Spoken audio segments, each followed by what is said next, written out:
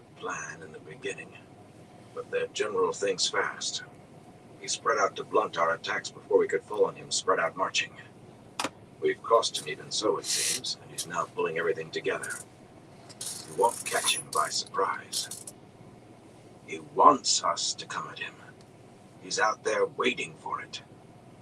Ashaman or no Ashaman, if we stand nose to nose with this fellow, I think maybe the vultures grow fat and nobody rides away. Nobody stands nose to nose with the Dragon Reborn, Rand growled. The Forsaken could tell him that, whoever he is. Right, Flynn? Deshiva? Flynn nodded uncertainly. Deshiva flinched.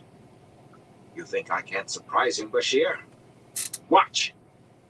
Pulling the long bundle loose, he stripped away the cloth covering, and Rand heard gasps as raindrops glistened on a sword seemingly made of crystal. The sword that is not a sword. Let's see if he's surprised by Kalendor in the hands of the Dragon Reborn, Bashir. Cradling the translucent blade in the crook of his elbow, Rand rode Tidashar forward a few steps. There was no reason to. He had no clearer view from there. Except something spidered across the outer surface of the void, a wriggling black web. He was afraid. The last time he had used Kalendor, really used it, he had tried to bring the dead back to life. He had been sure he could do anything then, anything at all, like a madman thinking he could fly. But he was the Dragon Reborn. He could do anything. Had he not proved it time and again? He reached for the source through the sword that is not a sword. Sayadin seemed to leap into Kalendor before he touched the source through it. From pommel to point, the crystal sword shone with a white light. He'd only thought the power filled him before. Now he held more than 10 men could have unaided. 100. He did not know how many. The fires of the sun searing through his head, the cold of all the winters of all the ages, eating into his heart. In that torrent, the taint was all the midden heaps in the world emptying into his soul. Sayadin still tried to kill him, tried to scour away, burn away, freeze away every scrap of him. But he fought, and he lived for a moment more, and another moment, another. He wanted to laugh. He could do anything. Once, holding Kalendor, he had made a weapon that searched out Shadowspawn through the Stone of Tyr, struck them dead with hunting lightning wherever they stood or ran or hid. Surely there must be something like that to use against his enemies here. But when he called to Luce Theron, only anguished whimpers answered, as if that disembodied voice feared the pain of Sayadin. With Kalendor blazing in his hand, he did not remember raising the blade overhead. He stared at the hills where his enemies hid. They were gray now with thickening rain, and dense black clouds blocking the sun. What was it he had told Egan Padros? I am the storm, he whispered, a shout in his ears, a roar. And he channeled. Overhead the clouds boiled. Where they had been the black of soot, they became midnight, the heart of midnight. He did not know what he was channeling. So often he did not, in spite of Asmodean's teaching. Maybe Luce Theron was guiding him, in spite of the man's weeping. Blows of Sayadin spun across the sky, wind and water and fire. Fire. The sky truly did rain lightning. 100 bolts at once. Hundreds. Forked blue-white shafts, stabbing down as far as he could see. The hills before him erupted. Some flew apart under the torrent of lightning like kicked anthills. Flames sprang up in thickets, trees turning to torches in the rain. Hey, Flames Southside, racing how you through olive doing? orchards. Something struck him hard, and he realized he was picking himself up from the ground. The crown had Oh, fallen yeah, from his head. appreciate it, bro. Kalendor I'm still not doing grazed in too his bad. hand, though. Just chilling. Vaguely he was aware of Tidashar scrambling to his feet, trembling. So they thought to strike back at him, did they? Shoving Kalendar's high, he screamed at them, "Come against me if you dare! I am the storm! Come if you dare, Shaitan! I am the Dragon Reborn!" 1,000 sizzling lightning bolts hailed down from the clouds. Again something struck him down. He tried to fight up again. Kalendor, still shining, lay a pace from his outstretched hand. The sky shattered with lightnings. Suddenly he realized that the way to top him was Bashir, that the man was shaking him. It must have been Bashir who had flung him down. How you doing, Southsider? Blood fanned down his face from a split across his scalp. You're killing us, man! Stop! Rand turned his head, and one stunned look was enough. Lightning splashed all around him, in every direction. A bolt stabbed down onto the reversed slope, where Den Harid and the armsmen were. The screams of men and horses rose. Anayala and Ailil were both afoot, trying vainly to quiet mounts that reared, eyes rolling, trying to rip reins free. Flynn was bending over someone, not far from a dead horse with legs already stiff. Rand let Sayadine go. He let it go, but for moments it still flowed into him, and lightning raged. The flow into him dwindled, tailed off, and vanished. Dizziness swept through him in its place. For 3 more heartbeats, 2 of Kalandor shone where they lay on the ground, and lightning fell. Then silence except for the rising drum of the rain, and the screams from behind the hill. Slowly Bashir climbed off of him, and Rand rose, unaided on his tottering legs, blinking as his sight returned to normal. The Saldaean watched him as he might have a rabid lion, fingering his sword hilt. Anayala took one look at Rand on his feet and collapsed in a faint. Her horse dashed away, reins dangling. Ailil, still fighting a rearing animal, spared few glances for Rand. Rand let Kalandar lie where it was for the moment. He was not sure he dared pick it up. Not yet. Flynn straightened, shaking his head, then stood silently as Rand went unsteadily to stand beside him. The rain fell on Jonan Abdi's sightless eyes, bulging as if in horror.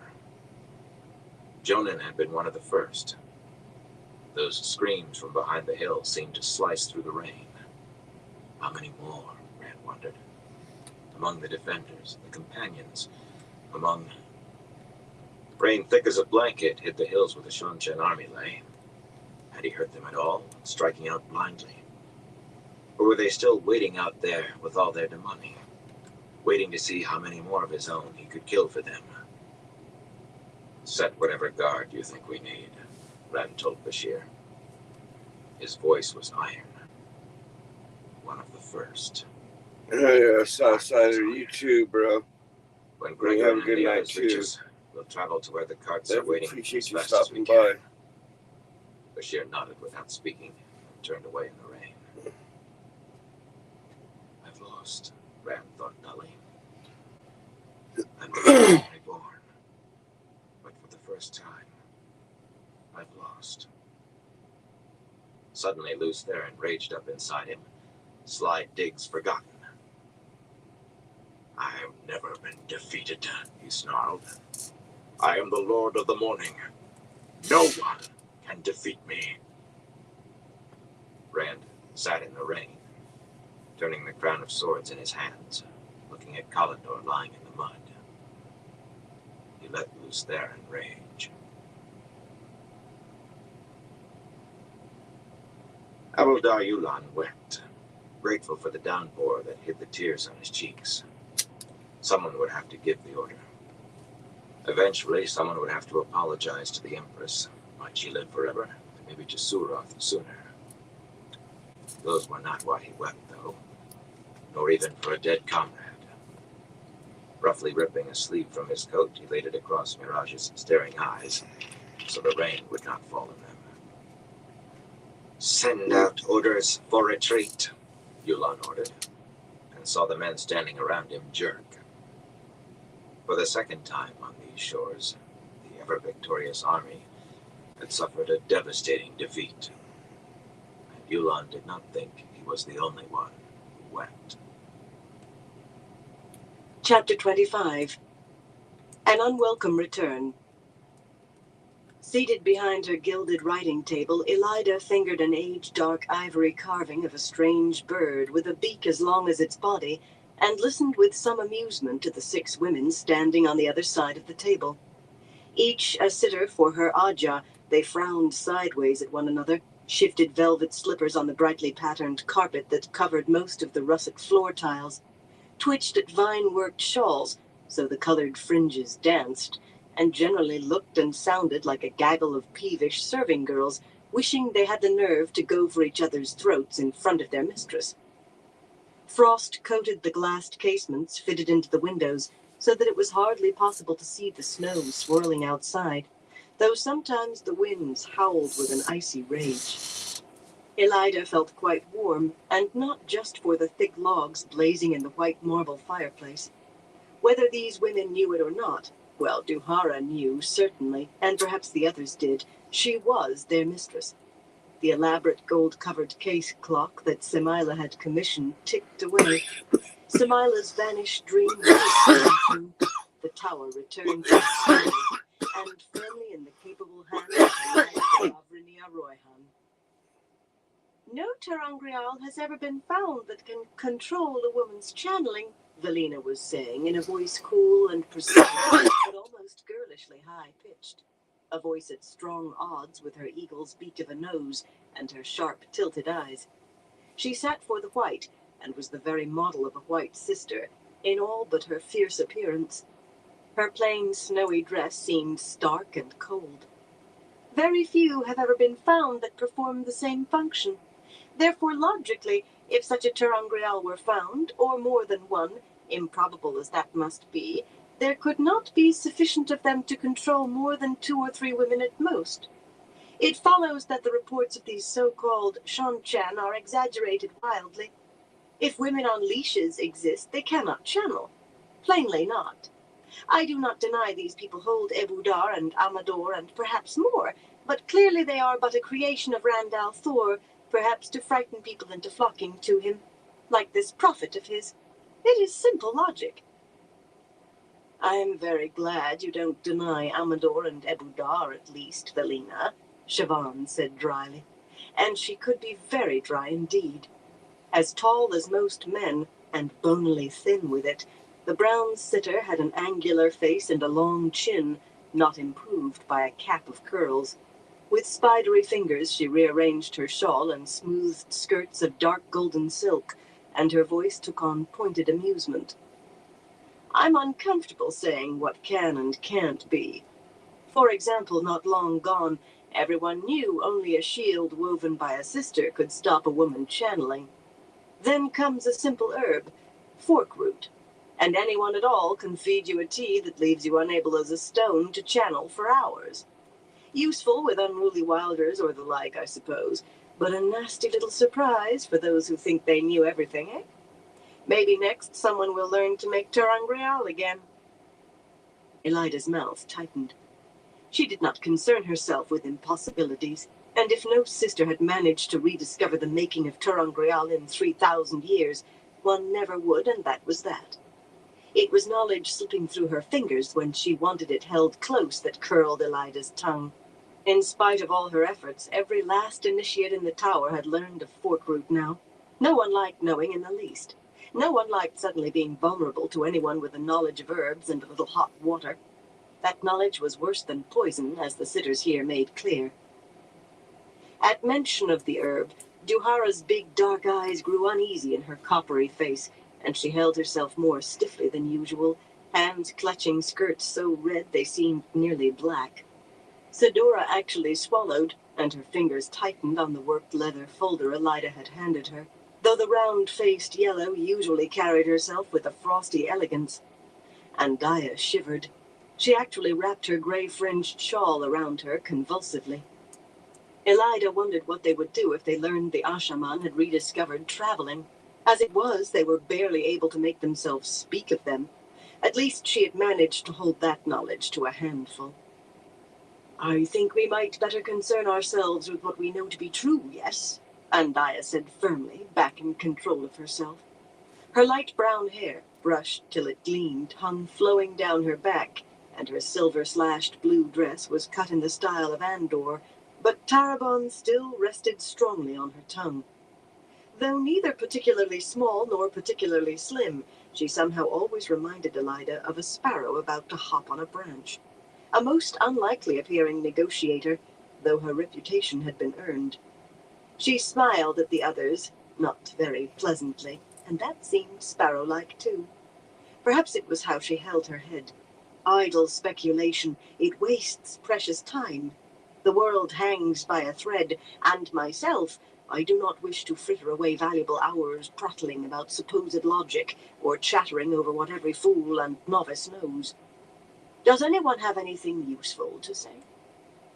For a sparrow, she could put acid on her words. Velina's face went red, and Siobhan's darkened. Rubinda twisted her lips at the gray. Perhaps they were meant to make a smile, but they merely seemed to writhe. With raven black hair and eyes like sapphires, the Mayener usually looked as if she intended to walk through a stone wall, and planting her fists on her hips now, she seemed ready to walk through too. We've dealt with what we can for the time being, Andaya. Most of it anyway. The rebels are caught by the snows in Mirandy, and we'll make winter hot enough for them that in the spring they'll come crawling back to apologize and beg penance. Tyr will be taken care of as soon as we find where the High Lord Darlin has vanished to, and Carrion once we root Caroline Domodred and Toram Rioton out of their hiding places. Althor has the crown of Ilion for the moment, but that's in work.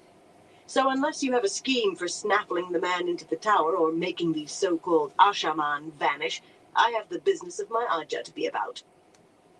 Andaya drew herself up, her feathers well and truly ruffled. For that matter, Dahada's eyes narrowed. Mention of men who could channel always lit fires in her head. Siobhan clicked her tongue as if at children squabbling, though she looked pleased to see it. And Velina frowned, for some reason sure Siobhan had aimed at her. This was amusing, but getting out of hand. The business of the Ajas is important, daughters. Elida did not raise her voice, but every head swiveled toward her. She replaced the ivory carving with the rest of her collection in the large box covered with roses and golden scrolls, carefully adjusted the positions of her writing case and correspondence box so the 3 lacquered boxes lined up just so on the table. And once their silence was perfect, she went on. The business of the tower is more important, though. I trust you will effect my decrees promptly. I see too much sloth in the tower. I fear Silviana may find herself very busy if matters do not come right soon. She did not voice any further threat. She merely smiled. As you command, mother, murmured 6 voices, not so steady as their owners might have wished. Even Duhara's face was pasty pale as they made their curtsies. 2 sitters had been stripped of their chairs, and half a dozen had served days of labor for penance, which was humiliating enough in their position to be mortification of the spirit besides. Siobhan and Sedora certainly wore tight mouths, as they remembered all too well scrubbing floors and working in the laundries, but none had been sent to Silviana for mortification of the flesh. No one wanted to be. The mistress of novices had 2 or 3 visits each week from sisters who had been given penance by their Ajas or set one for themselves. A dose of the strap, however painful, was done with much more quickly than raking garden paths for a month. But Silviana possessed considerably less mercy with sisters than with the novices and accepted in her charge. More than one sister must have spent the next few days wondering whether a month pulling a rake might not have been preferable after all. They scurried toward the doors, eager to be away. Sitters or no, not one would have set foot this high in the tower without Elida's direct summons. Fingering her striped stole, Elida let her smile become one of pleasure. Yes, she was the mistress in the White Tower, as was only proper for the Amerlin seat. Before that fast-stepping knot of sitters reached the doorway, the left-hand door opened, and Alviarin stepped in, the narrow white stole of the keeper almost vanishing against a silk dress that made Velina's seem dingy. Elida felt her smile go crooked and begin sliding from her face. Alviarin had a single sheet of parchment in one slim hand. Odd, what one noticed at a time like this. The woman had been gone almost 2 weeks, vanished from the tower without word or note, without anyone so much as seeing her go, and Elida had begun to think fond thoughts of Alviarin lying in a snowbank or swept away in a river, sliding beneath the ice. The 6 sitters skidded to a halt uncertainly when Alviarin did not move out of their way. Even a keeper with Alviarin's influence did not impede sitters, though Velina, normally the most self-possessed woman in the tower, flinched for some reason. Alviarin glanced once at Elida, coolly, studied the sitters for a moment, and understood everything. "I think you should leave that with me," she said to Sidora in tones only a fraction warmer than the snow outside. "The mother likes to consider her decrees carefully, as you know. This would not be the first time she changed her mind after signing." She held out a slim hand. Sidora, whose arrogance was notable even among yellows, barely hesitated before giving her the leather folder. Elida ground her teeth in fury. Sidora had hated her 5 days up to her elbows in hot water and scrub boards. Elida would find something less comfortable for her next time. Maybe Sylviana after all. Maybe cleaning the cesspits. Alviarin stepped aside without a word, and the sitters went, adjusting shawls, muttering to themselves, reassuming the dignity of the hall. Briskly, Alviarin closed the door behind them and walked toward Elida, thumbing through the papers in the folder. The decrees she had signed, hoping Alviarin was dead. Of course, she had not rested on hope. She had not spoken to Siain in case someone might see and tell Alviarin when she returned, but Siain was certainly working away as instructed, following the path of treason that surely would lead to Alviarin Friedhan. But Elida had hoped. Oh, how she had hoped. Alviarin murmured to herself as she rifled the folder. "This can go through, I suppose, but not this, or this, and certainly not this." She crumpled a decree signed and sealed by the Amerlin seat and tossed it to the floor contemptuously. Stopping beside Elida's gilded chair with the flame of Tarval's moonstones atop its high back, she slapped the folder and her own parchment down on the table, and then slapped Elida's face so hard she saw black flecks. "I thought we had settled this, Elida." The monstrous woman's voice made the snowstorm outside seem warm. "I know how to save the tower from your blunders, and I won't have you making new ones behind my back.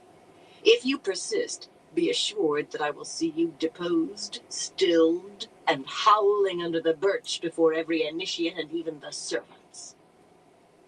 With an effort, Elida kept her hand away from her cheek. She did not need a mirror to tell her it was red. She had to be careful. Siain had found nothing yet, or she would have come. Alviarin could open her mouth before the hall and reveal the whole disastrous kidnapping of the Althor boy. She might see her deposed and stilled and birched with that alone, but Alviarin had another string to her bow. Tovain Ghazal was leading 50 sisters and 200 of the tower guard against a black tower Elida had been sure, when she gave the orders, held perhaps 2 or 3 men who could channel. Yet even with the hundreds, with Alviarin staring coldly down at her, that thought still curdled Elida's stomach. Even with hundreds of these Ashaman, she had hope for Tovain. The Black Tower would be rent in fire and blood, she had foretold, and sisters would walk its grounds. Surely that meant that somehow Tovain would triumph. More, the rest of the foretelling had told her that the tower would regain all its old glories under her, that Althor himself would quail at her anger. Alviarin had heard the words coming out of Elida's mouth when the foretelling took her, and she had not remembered later when she began her blackmail, had not understood her own doom. Elida waited in patience. She would repay the woman threefold, but she could be patient. For now. Making no attempt to hide her sneer, Alviarin pushed the folder aside and moved the single parchment in front of Elida. She flipped open the green and gold writing case, dipped Elida's pen in the inkwell, and thrust it at her. "Sign." Elida took the pen, wondering what madness she would be putting her name to this time. Yet another increase in the tower guard, when the rebels would be done before there was any use for soldiers? Another attempt to make the Ajahs reveal publicly which sisters headed them? That had certainly fallen on its nose. Reading quickly, she felt a knot of ice grow in her belly and keep growing. Giving each Aja final authority over any sister in its quarter, no matter her own Aja, had been the worst insanity so far. How could picking apart the very fabric of the tower save it? But this... The world now knows that Randall Thor is the Dragon Reborn. The world knows that he is a man who can touch the One Power. Such men have lain within the authority of the White Tower since time immemorial. The Dragon Reborn is granted the protection of the Tower, but whosoever attempts to approach him, save through the White Tower, lies attainted of treason against the light, and anathema is pronounced against them now and forever. The world may rest easily, knowing that the White Tower will safely guide the Dragon Reborn to the last battle and the inevitable triumph. Automatically, numbly, she added, "of the light," after triumph. But then her hand froze. Publicly acknowledging Althor as the Dragon Reborn could be borne, since he was, and this might lead many to accept the rumors that he had knelt to her already, which would prove useful. But the rest, she could not believe so much damage could be contained in so few words. "The light have mercy," she breathed fervently. "If this is proclaimed, it will be impossible to convince Althor that his abduction was unsanctioned. It would be hard enough without, but she had seen people convinced before that what had happened had not, and them in the middle of it happening. And he will be 10 times on his guard against another attempt. Alviarin, at best, this will frighten away a few of his followers. At best. Many likely had waded so deep with him, they did not dare try to wade back. Certainly not if they thought anathema already hung over their heads. I might as well set fire to the tower with my own hand as sign this." Alviarin sighed impatiently. "You haven't forgotten your catechism, have you? Say it for me, as I taught you." Elida's lips compressed of their own accord. One pleasure in the woman's absence, not the greatest, but a very real pleasure, had been not being forced to repeat that vile litany every day. "I will do as I am told," she said at last in a flat voice. She was the Amerlin's seat. "I will speak the words you tell me to speak, and no more." Her foretelling ordained her triumph, but oh, light, let it come soon. "I will sign what you tell me to sign, and nothing else. I am..." She choked over the last. "I am obedient to your will." "You sound as if you need to be reminded of the truth of that," Alviarin said with another sigh. "I suppose I've left you alone too long." She tapped the parchment with a peremptory finger. "Sign." Elida signed, dragging the pen across the parchment. There was nothing else she could do. Alviarin barely waited for the pen's nib to lift before snatching up the decree. "I will seal this myself," she said, heading for the door. "I shouldn't have left the Amerlin's seal where you could find it. I want to talk to you later. I have left you to yourself too long. Be here when I return." "Later," Elida said. "When? Alviarin? Alviarin?" The door closed behind the woman, leaving Elida to fume.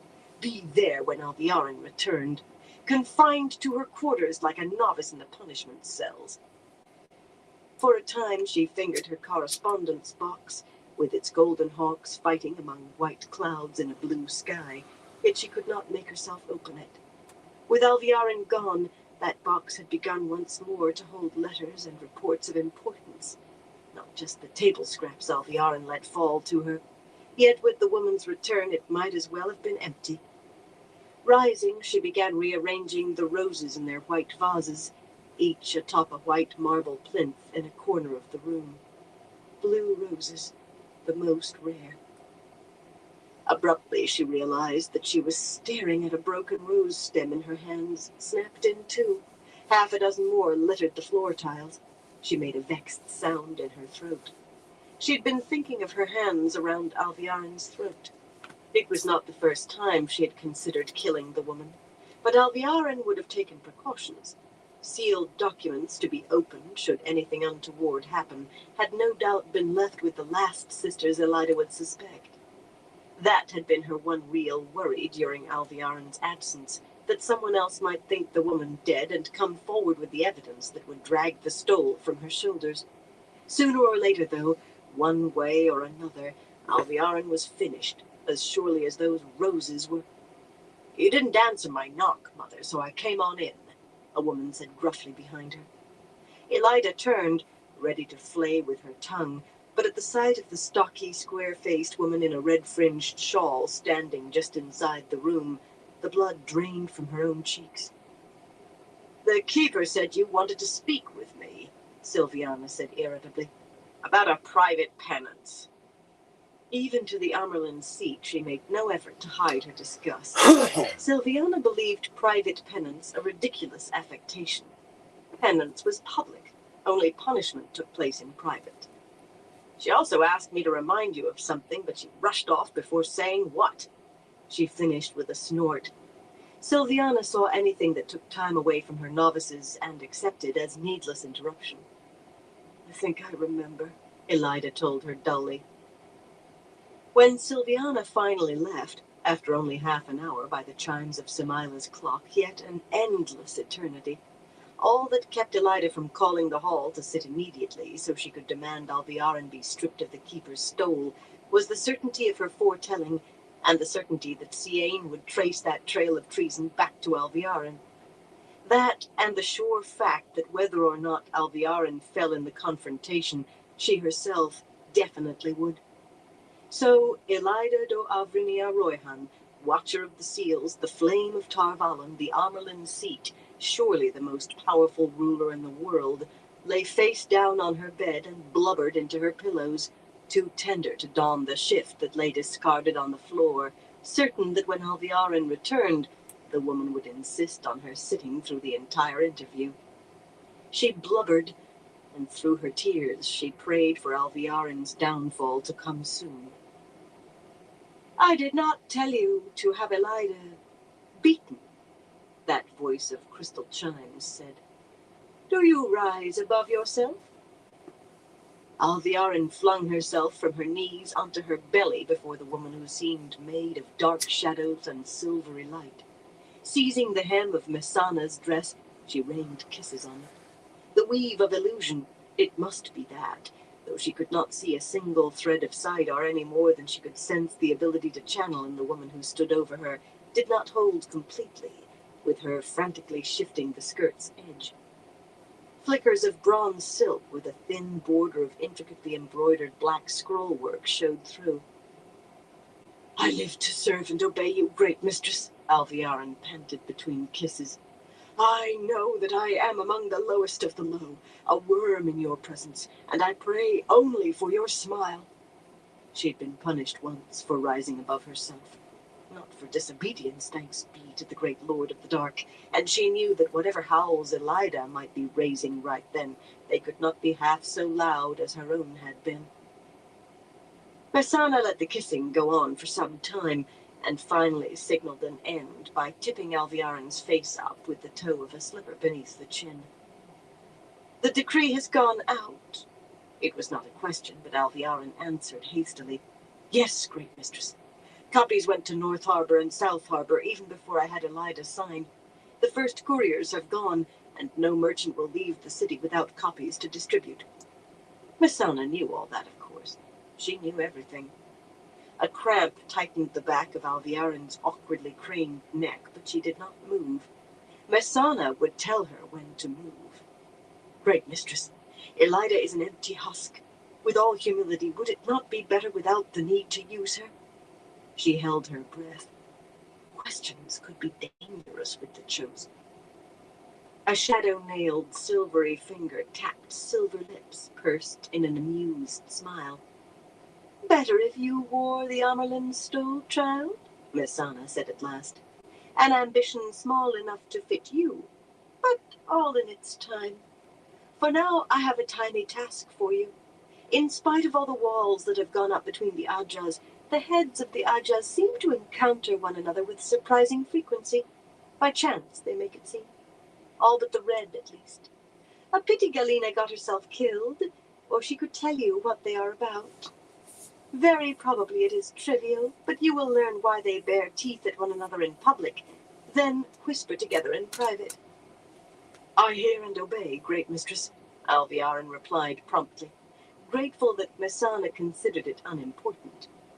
The great secret of who headed the Ajas was known to her. Every black sister was required to relay to the Supreme Council every whisper inside her supposed Aja, but only Galena among them had been black.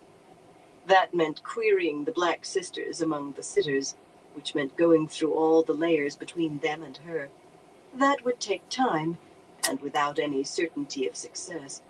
Except for Ferenc Neheran and Suana Dragand, who were the heads of their Ajas, sitters rarely seemed to know what their Aja's head was thinking until they were told. "I will tell you as soon as I learn, great mistress." But she did file away a tidbit for herself.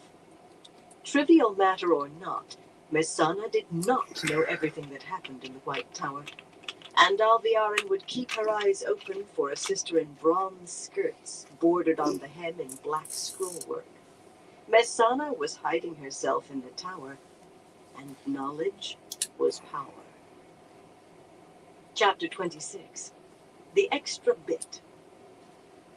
Siain strode the hallways of the tower with a growing sense of being confounded at every turn. The White Tower was quite large, true, but she had been at this for hours. She very much wanted to be snug in her own rooms. Despite casements in place in every window, drafts drifted along the broad tapestry-hung corridors and made the stand lamps flicker. Cold drafts, and difficult to ignore when they slipped under her skirts. Her rooms were warm and comfortable and safe. Maids bobbed curtsies and manservants bowed in her wake, half seen and completely ignored. Most sisters were in their own Aja's quarters, and those few out and about moved with wary pride, often in pairs, always of the same Aja, shawls spread along their arms and displayed like banners. She smiled and nodded pleasantly to Talene, but the statuesque, golden-haired sitter returned a hard stare, beauty carved from ice, then stalked away, twitching her green-fringed shawl. Too late now to approach Talene about being part of the search, even had Pevara been agreeable. Pevara counseled caution, then more caution, and truth to tell, Siain was more than willing to listen under the circumstances. It was just that Talene was a friend. Had been a friend. Talene was not the worst. Several ordinary sisters sniffed at her openly. At a sitter. None white, of course, but that should have made no difference. No matter what was going on in the tower, proprieties should be observed. Jewelaine Madoma, a tall, attractive woman with short-cut black hair who had held a chair for the Brown less than a year, brushed past her without so much as a murmur of apology, and went off with those mannish strides of hers. Saerin Asnobar, another brown sitter, gave Siain a fierce scowl, and fingered that curved knife she always carried behind her belt before disappearing down a side corridor. Saerin was Altaran, slight touches of white at her dark temples, emphasizing a thin, age-faded white scar across one olive cheek, and only a warder could match her for scowling. Perhaps these things were all to be expected. There had been several unfortunate incidents recently, and no sister would forget being bundled unceremoniously from the hallways around another Aja's quarters, much less what had sometimes gone with it. Rumor said a sitter, had had more than her dignity ruffled by the Reds, though not who. A great pity the hall could not obstruct Elida's mad decree, but first one Aja, then another had leaped on the new prerogatives. Few sitters were willing to think of giving them up, now they were in place, and the result was a tower divided very nearly into armed camps.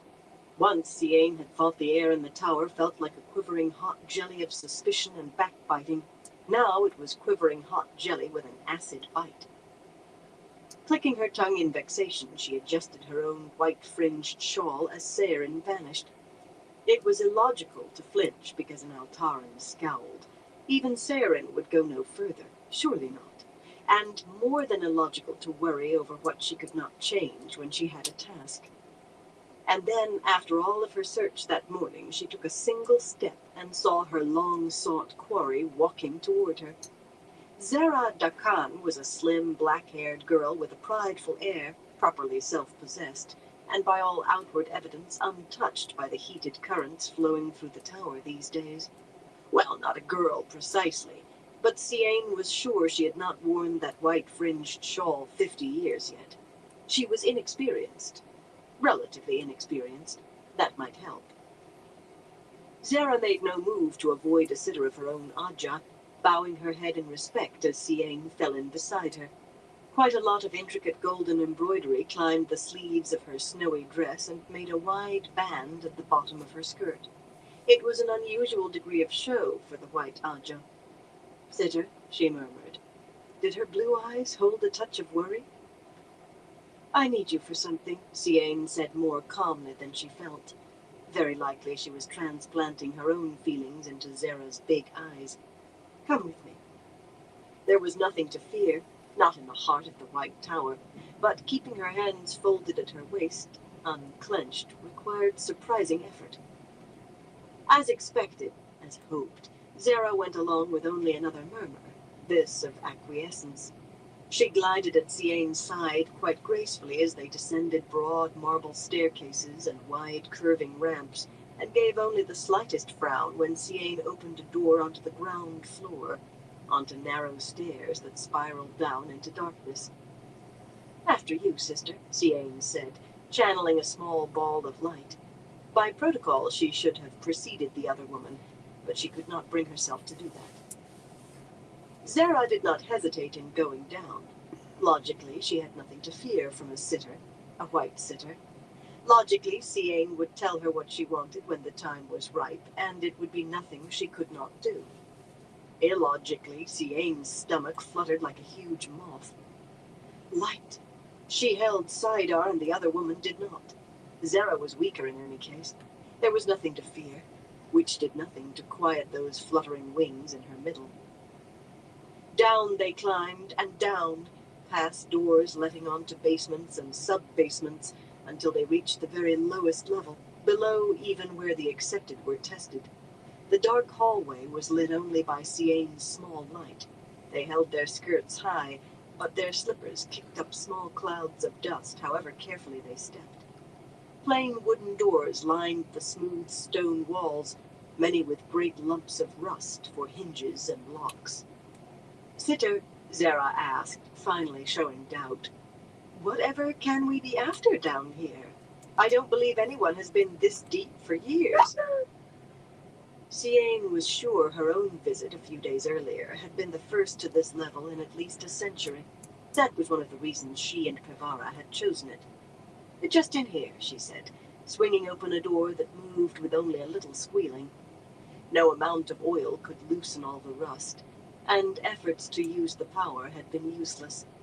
Her abilities with Earth were better than Pevara's, but that was not saying very much. Zara stepped in and blinked in surprise.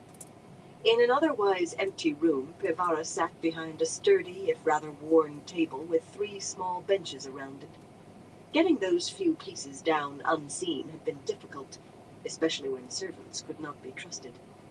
Clearing out the dust had been much simpler, if no more pleasant, and smoothing the dust in the hall outside, necessary after every visit, had been simply onerous. "I was about to give up sitting here in the dark," Pevara growled. The glow of Saidar surrounded her as she lifted a lantern from beneath the table and channeled it alight, casting as much illumination as the rough-walled former storeroom deserved. Somewhat plump and normally pretty, the red sitter looked a bear with 2 sore teeth. "We want to ask you a few questions, Zara." And she shielded the woman as Siane shut the door. Zara's shadowed face remained utterly calm, but she swallowed audibly. "About what, sitters?" There was the faintest tremor in the younger woman's voice as well. It could be simply the mood of the tower, though. "The Black Aja," Pevara replied curtly. "We want to know whether you're a dark friend." Amazement and outrage shattered Zara's calm. Most would have taken that for sufficient denial without her snapped, "I don't have to take that from you. You Reds have been setting up false dragons for years." If you ask me, there's no need to look further than the Red Quarters to find Black Sisters. Pevara's face darkened with fury. Her loyalty to her Aja was strong, which went without saying. But worse, she had lost her entire family to dark friends. Siain decided to step in before Pevara resorted to brute force. They had no proof. Not yet. Sit, Sarah, she said with as much warmth as she could muster. Sit down, sister. Zara turned toward the door as though she might disobey an order from a sitter and of her own Aja. But at last she settled onto one of the benches, stiffly, sitting right at the edge. Before Siain had finished taking a seat that placed Zara between them, Pevara laid the ivory-white oath rod on the battered tabletop. Siain sighed. They were sitters with the perfect right to use any ter'angreal they wished, but she had been the one to filch it. She could not help thinking of it as filching when she'd observed none of the proper procedures. And the whole time in the back of her head, she'd been sure she returned to find long-dead Sorella Bagand standing here, ready to haul her off to the mistress of novices' study by her ear. Irrational, but no less real. We want to make sure you tell the truth, Pevara said, still sounding like an angry bear. So you will swear an oath on this, and then I'll ask again. I should not be subjected to this, Zara said with an accusing look at Siain. But I will re-swear all of the oaths, if that's what it needs to satisfy you. And I will demand an apology from you both afterward. She hardly sounded like a woman shielded, and asked such a question. Almost contemptuously she reached for the slim, foot-long rod. It shone in the dim light of the lantern. You'll swear to obey the two of us absolutely, Pevara told her, and that hand snatched back as if from a coiled viper. Pevara went right on, even sliding the rod closer to the woman with 2 fingers. That way we can tell you to answer truthfully and know you will. And if you give the wrong answer, we can know you'll be obedient and helpful in helping us hunt down your Black Sisters. The rod can be used to free you of the oath, if you give the right answer. To free? Zara exclaimed. I've never heard of anyone being loosed from an oath on the oath rod. That is why we are taking all these precautions, Siain told her. Logically, a Black Sister must be able to lie, which means she must have freed of at least that oath and likely all 3. Pevara and I tested and found the procedure much the same as taking an oath. She did not mention how painful it had been, though, leaving the pair of them weeping. She also did not mention that Zara would not be freed of her oath, whatever her answer, not until the search for the Black Aja came to a conclusion.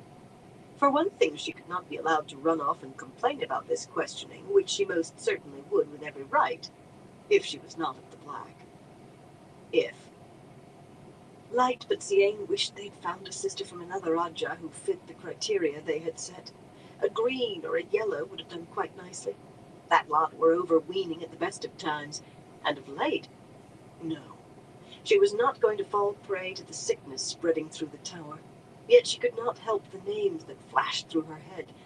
12 greens, twice as many yellows, and every one long past you, taking down a few rungs. Sniff at a sitter? You freed yourselves from one of the oaths? Zara sounded startled, disgusted, uneasy, all at the same time. Perfectly reasonable responses. And took it again, Pevara muttered impatiently.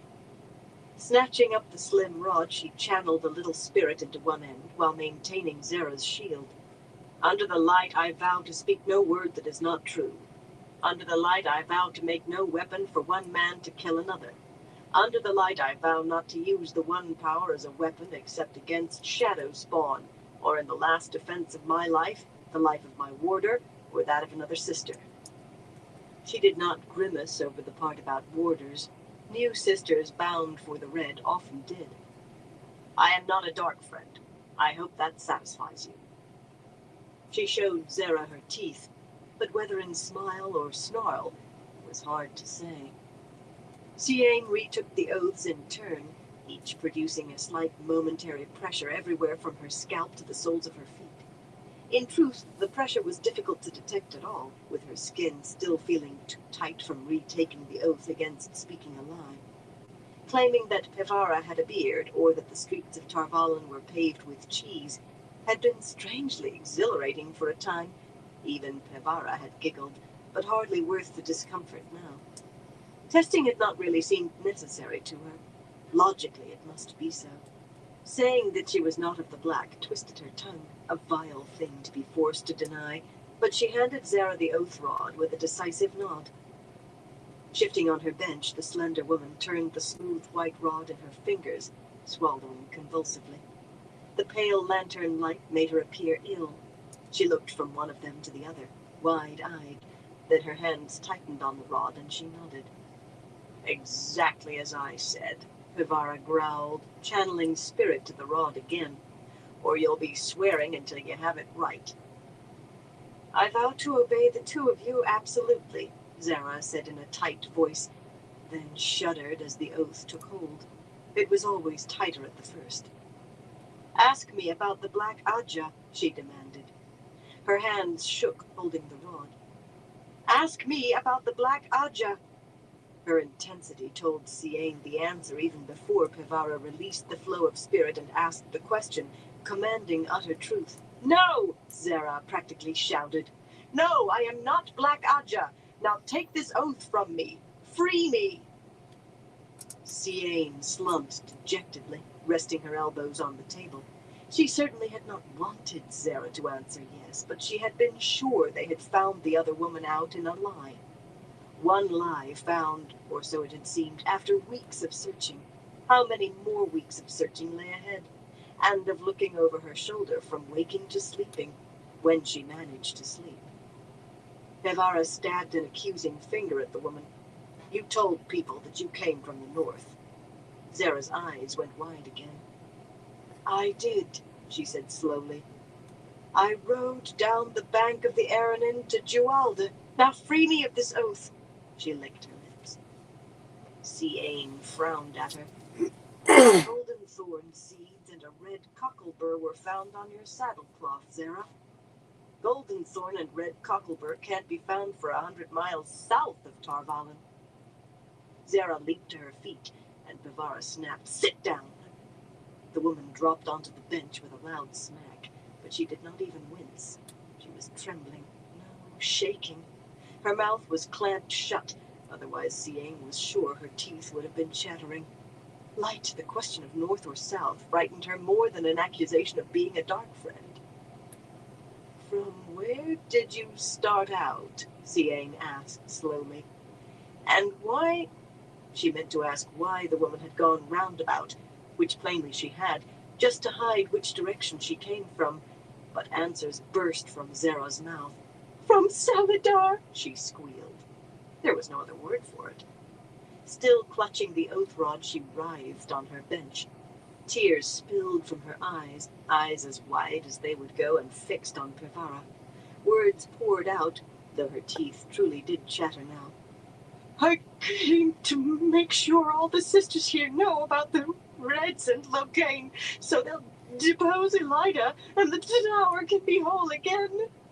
With a wail, she collapsed into open-mouthed bawling as she stared at the red sitter. Well, Pevara said. Then again, more grimly, well. Her face was all composure, but the glitter in her dark eyes was far from the mischief Siain remembered as novice and accepted. So you are the source of that. You are going to stand before the hall and reveal it for the lie it is. Admit the lie, girl. If Zara's eyes had been wide before, they bulged now. The rod dropped from her hands to roll across the tabletop, and she clutched her throat. A choking sound came from her suddenly gaping mouth. Pevara stared at her in shock, but suddenly Siain understood. Height's mercy, she breathed. You do not have to lie, Zara. Zara's legs thrashed beneath the table as if she were trying to rise and could not get her feet under her. Tell her, Pevara. She believes it's true. You've commanded her to speak the truth and to lie. Don't look at me that way. She believes. A bluish tinge appeared on Zara's lips. Her eyelids fluttered. Siain gathered calm with both hands. Pivara, you gave the order, so apparently you must release her or she will suffocate right in front of us. She's a rebel. Pivara's mutter invested that word with all the scorn it could hold. But then she sighed. She hasn't been tried yet. You don't have to lie, girl. Zara toppled forward and lay with her cheek pressed against the tabletop, gulping air between whimpers. Siain shook her head in wonder. They had not considered the possibility of conflicting oaths. What if the Black Aja did not merely remove the oath against lying, but replaced it with one of their own? What if they replaced all three with their own oaths? She and Pivara would need to go very carefully if they did find a Black Sister, or they might have her fall dead before they all knew what the conflict was. Perhaps first a renunciation of all oaths. No way to go about it more carefully without knowing what Black Sisters swore. Followed by retaking the three? Light. The pain of being loosed from everything at once would be little short of being put to the question.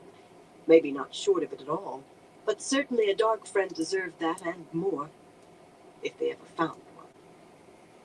Pivara glared down at the gasping woman without the slightest touch of pity on her face. When she stands trial for rebellion, I intend to sit on her court. When she is tried, Pivara, Siain said thoughtfully.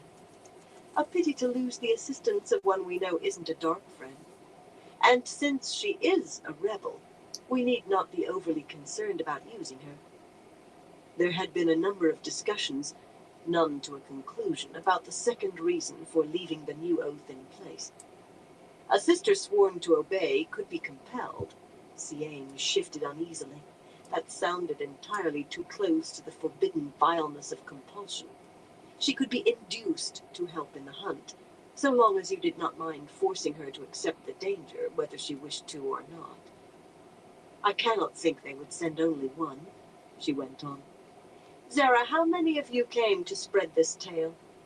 10, the woman mumbled against the tabletop, then jerked erect, glaring in defiance. I will not betray my sisters. I won't. Abruptly, she cut off, lips twisting bitterly as she realized she had done just that. Names, Pivara barked. Give me their names, or I will have your hide here and now. Names spilled from Zara's unwilling lips. At the command, certainly, more than the threat. Looking at Pivara's grim face, though, Siain was sure she needed little provocation to strike Zara like a novice caught stealing. Strangely, she herself did not feel the same animosity. Revulsion, yes, but clearly not as strong. The woman was a rebel who had helped break the White Tower when a sister must accept anything to keep the tower whole, and yet... Very strange. You agree, Pivara? She said when the list concluded. The stubborn woman gave her only a fierce nod for agreement. Very well. Zara, you will bring Bernila to my rooms this afternoon. There were 2 from each Aja, excepting the blue and the red, it seemed, but best to begin with the other white. You will say only that I wish to speak to her on a private matter. You will give her no warning by word, deed, or omission. Then you will stand quietly and let Pivara and me do what is necessary. You are being recruited into a worthier cause than your misguided rebellion, Zara. Of course it was misguided. No matter how mad with power Elida had become. You are going to help us hunt down the Black Aja. Zara's head jerked unwilling nods at each injunction, her face pained. But at mention of a hunt for the Black Aja, she gasped. Lights. Her wits must have been totally unhinged by her experiences not to see that. And you will stop spreading these stories, Pivara put in sternly. From this moment you'll not mention the Red Aja and false dragons together. Am I understood? Zara's face donned a mask of sullen stubbornness. Zara's mouth said, I understand, sitter.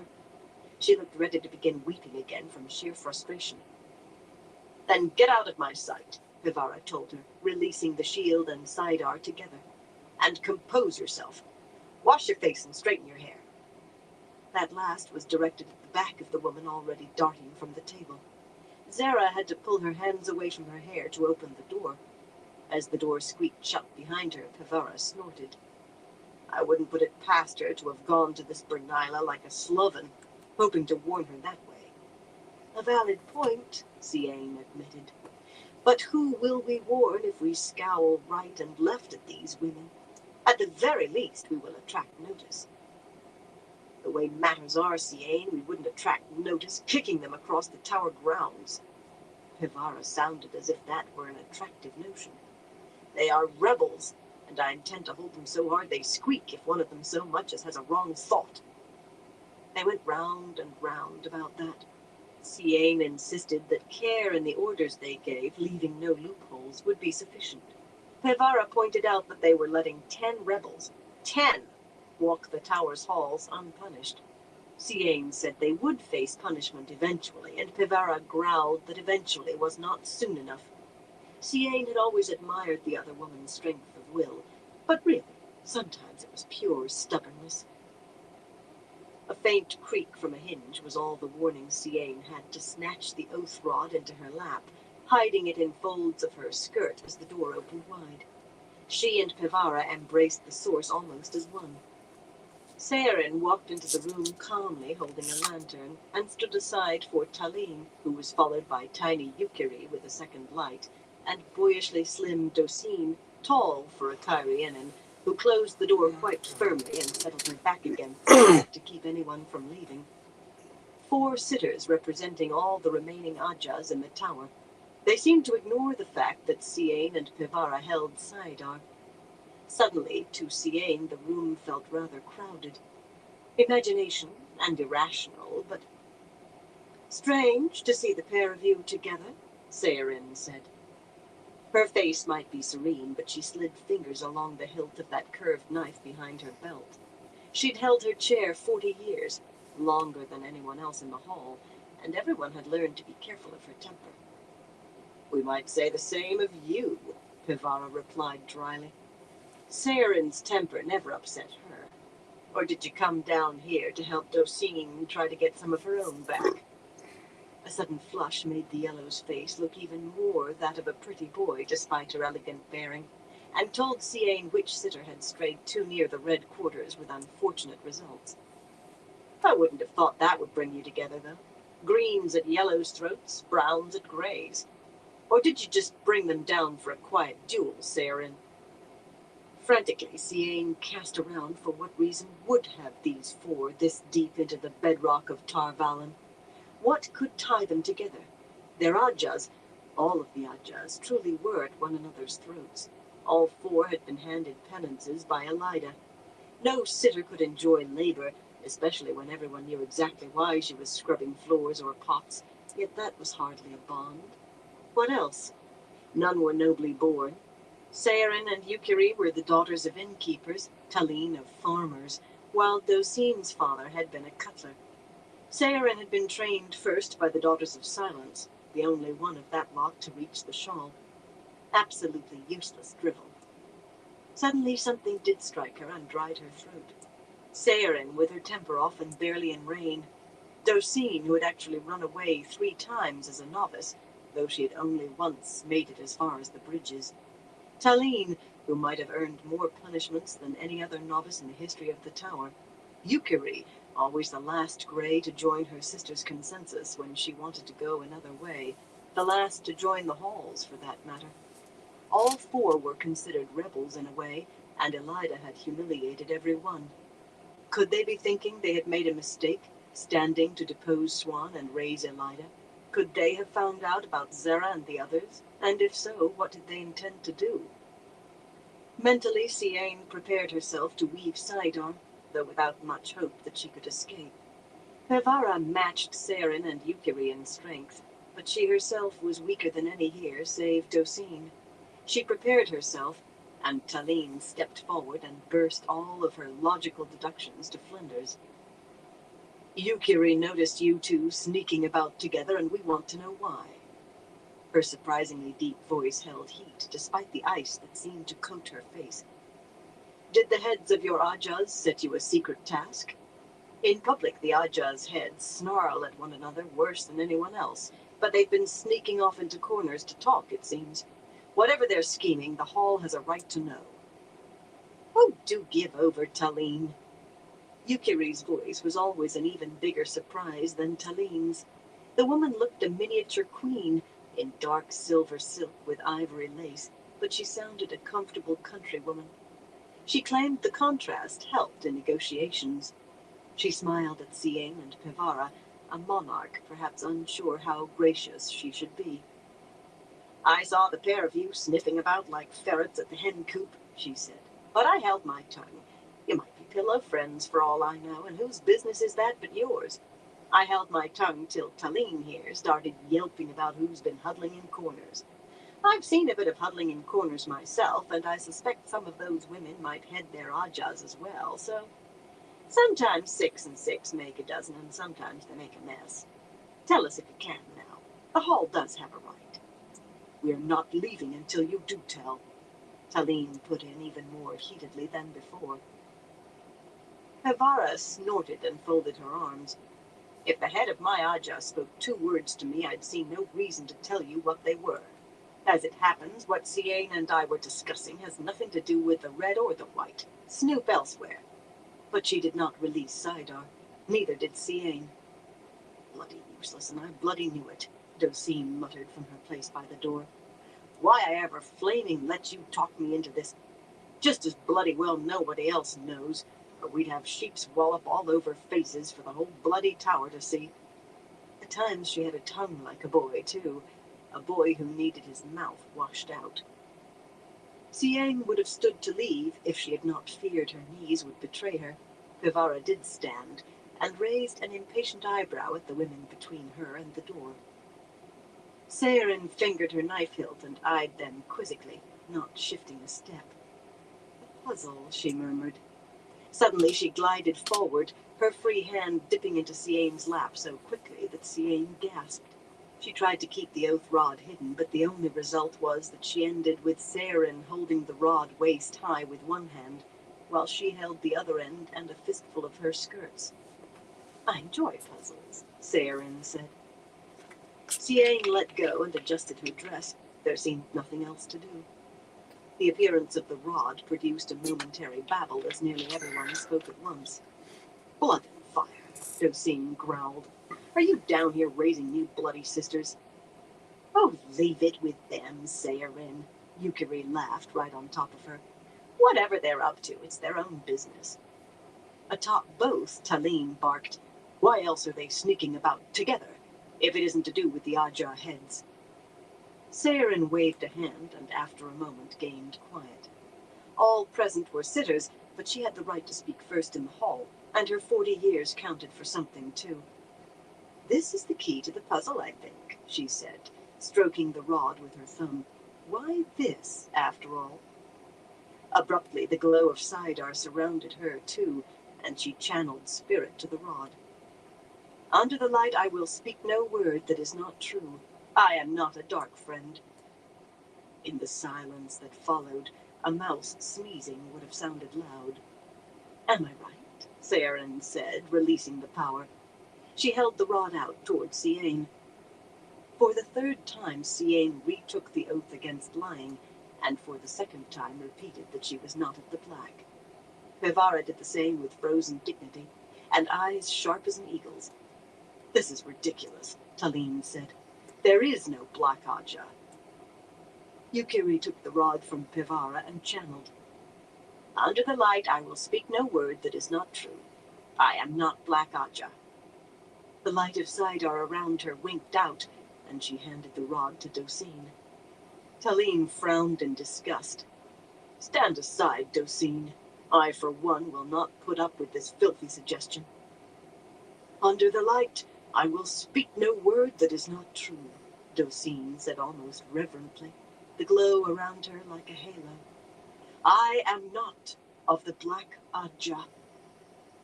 When matters were serious, her tongue was as clean as any mistress of novices could have wished. She extended the rod to Taline. The golden-haired woman started back as from a poisonous snake. Even to ask this is a slander. Worse than slander. Something feral moved in her eyes. An irrational thought, perhaps, but that was what Ciane saw. "Now move out of my way," Talim demanded, with all the authority of a sitter in her voice. "I am leaving." "I think not," Pivara said quietly, and Yukiri nodded slowly in agreement. Saerin did not stroke her knife hilt. She gripped it till her knuckles went white. Riding through the deep snows of Andor, floundering through them, Tovanne Ghazal cursed the day she was born. Short and slightly plump, with smooth copper skin and long, glossy, dark hair, she had seemed pretty to many over the years, but none had ever called her beautiful. Certainly none would now. The dark eyes that had once been direct now bored into whatever she looked at. That was when she was not angry. She was angry today. When Tovanne was angry, serpents fled. 4 other Reds rode, floundered at her back, and behind them 20 of the tower guard in dark coats and cloaks. None of the men liked it that their armor was stowed away on the pack horses, and they watched the forest lining both sides of the road as though expecting attack any moment. How they thought to cross 300 miles of Andor unnoticed, wearing coats and cloaks with the flame of Tar Valon shining bright on them, Tovanne could not imagine. The journey was almost done, though. In another day, perhaps 2, with roads knee-deep in snow on the horses, she would join with 9 other parties exactly like hers. Not all of the sisters in them were Red, unfortunately, but that did not trouble her overmuch. Tovanne Ghazal, once a sitter for the Red, would go into the histories as the woman who destroyed this Black Tower. She was sure Elida thought her grateful for the chance, called back from exile and disgrace, given the opportunity for redemption.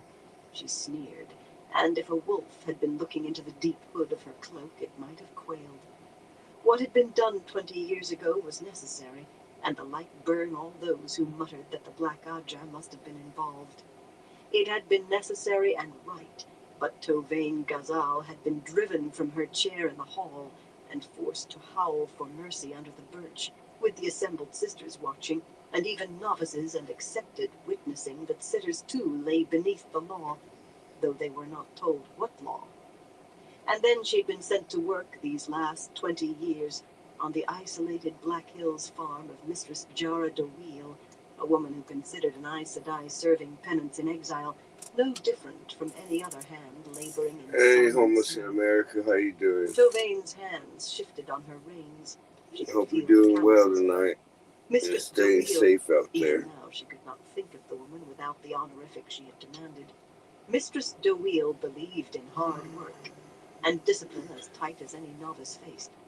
She had no mercy on anyone who tried to shirk the back-breaking labor that she herself shared, and less than none for a woman who sneaked away to comfort herself with a pretty boy. That had been Tovanne's life these past 20 years, and Elida had slipped through the cracks uncaught, danced her way to the Amerlin seat that Tovanne had once dreamed of for herself. No, she was not grateful, but she had learned to wait her chance. Abruptly, a tall man in a black coat, dark hair falling to his shoulders, spurred his horse out of the forest into the road ahead of her, spraying snow. "There's no point struggling," he announced firmly, raising a gloved hand. "Surrender peacefully, and no one will be hurt." It was neither his appearance nor his words that made Tovanne rein up short, letting the other sisters gather beside her. "Take him," she said calmly. "You had better link. He has me shielded." It seemed one of these Ashaman had come to her. How convenient of him. Abruptly she realized that nothing was happening and took her eyes from the fellow to frown at Jennair. The woman's pale, square face seemed absolutely bloodless. "Tovanne," she said unsteadily, "I also am shielded." "I am shielded too," Lamai breathed in disbelief, and the others chimed in, increasingly frantic. All shielded. More men in black coats appeared from among the trees, their horses stepping slowly all around. Tovanne stopped counting at 15. The guards muttered angrily, waiting on a sister's command. They knew nothing yet except that a band of rogues had waylaid them. Tovanne clicked her tongue in irritation. These men could not all channel, of course, but apparently every Ashaman who could do so had come against her. She did not panic. Unlike some of the sisters with her, these were not the first men who channeled that she had confronted. The tall man began riding toward her, smiling, apparently thinking they had obeyed his ridiculous order. "At my command," she said quietly, "we will break in every direction. As soon as you are far enough away that the man loses the shield." Men always thought they had to be able to see to hold their weaves, which meant that they did have to. "Turn back and help the guards. Ready yourselves." She raised her voice to a shout. "Guardsmen, fight them!" Roaring, the guardsmen surged forward, waving their swords and no doubt thinking to surround and protect the sisters. Pulling her mare around to the right, Tauvain dug in her heels and crouched low over Sparrow's neck, dodging between startled guardsmen, then between two very young men in black coats who gaped at her in astonishment. Then she was into the trees, urging more speed, snow spraying wildly, careless of whether the mare broke a leg. She liked the animal, but more than a horse would die today. Behind her, shouts, and one voice roaring through all the cacophony, the tall man's voice. "Take them alive, by order of the Dragon Reborn! Harmonize Sedai, and you'll answer to me!" By order of the Dragon Reborn. For the first time, Tauvain felt fear, an icicle worming into her middle.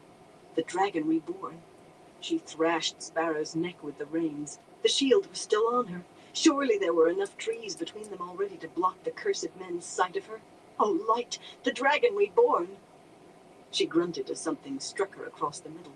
A branch where there was no branch, snatching her out of the saddle. She hung there watching Sparrow plow off at as much of a gallop as the snow allowed. She hung there, in the middle of the air, arms trapped at her sides, feet dangling a pace or more above the ground. She swallowed hard. It had to be the male part of the power holding her up.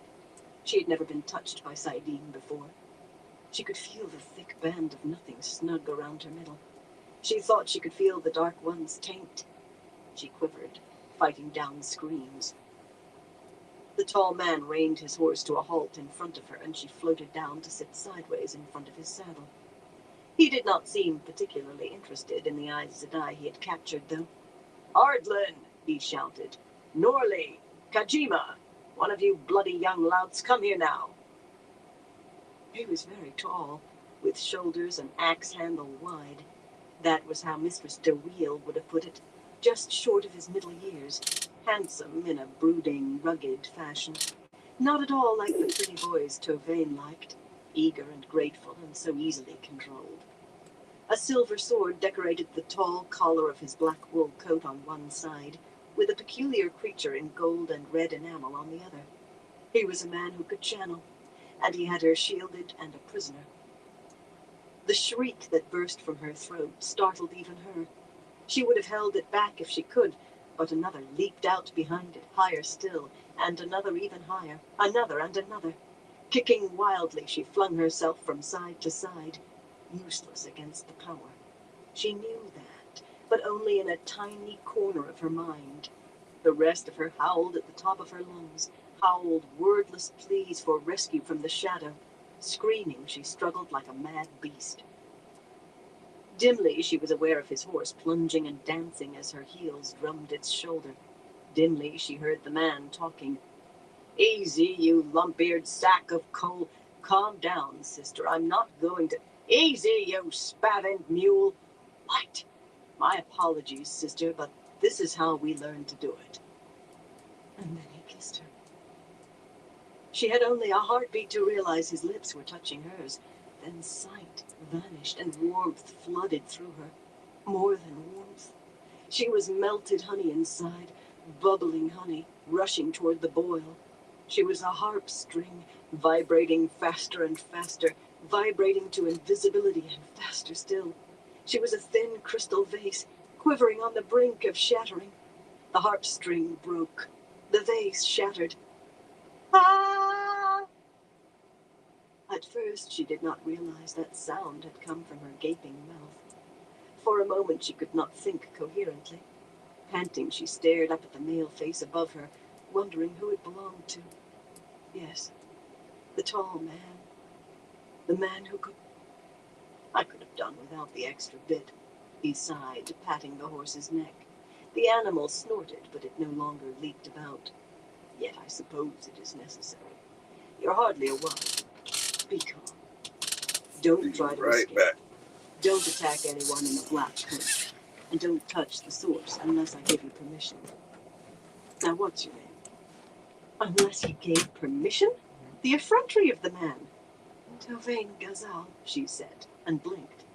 Now, why had she answered him? There you are, another black-coated man said, splashing his horse through the snow to them. This one would be much more to her liking, if he could not actually channel, at least. She doubted this pink-cheeked lad shaved more than twice in the week. Light, Logain, the pretty boy exclaimed. Did you take a second one? The Mahale won't like that. I don't think he likes us taking any. Maybe it won't matter, though, you two being so close and all. Close, Binchova, Logain said wryly. If the Mahale had his way, I'd be hoeing turnips with the new boys. Or buried under the field, he added in a mutter she did not think he meant to be heard. However much he heard, the pretty boy laughed with incredulous disbelief. Tauvain barely heard him. She was gazing up at the man looming over her. Logain, the false dragon. But he was dead, stilled and dead, and holding her before his saddle with a casual hand. Why was she not screaming or striking at him? Even her belt knife would do this near. Yet she had no desire at all to reach for the ivory haft. She could, she realized. That band around her middle was gone. She could at least slip down off the horse and try to... She had no desire to do that either. What did you do to me? She demanded, calmly. At least she had managed to hold on to that. Turning his horse to ride back to the road, Logain told her what he had done, and she put her head against that wide chest, not caring at all how big he was, and wept. She was going to make Elida pay for this, she vowed. If Logain ever let her, she would. That last was an especially bitter thought. Chapter 27. The Bargain. Seated cross-legged in a heavily gilded, high-backed chair, Min tried to lose herself in the leather-bound copy of Herod Fell's Reason and Unreason lying open on her knees. It was not easy. Oh, the book itself was mesmerizing. Master Fell's writings always swept her into worlds she thought she had not dreamed of while working in stables. She very much regretted the sweet old man's death. She hoped to find a clue in his books to why he had been killed. Her dark ringlets swung as she shook her head and tried to apply herself. The book was fascinating, but the room was oppressive.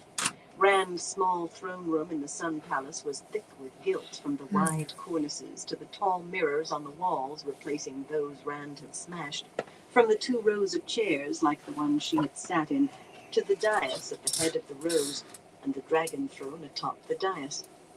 That was a monstrosity, in the style of Tyr as imagined by Kyrianan craftsmen, resting on the backs of a pair of dragons, with 2 more dragons for the arms and others climbing the back, all with large sunstones for eyes, the whole glittering with gilt and red enamel.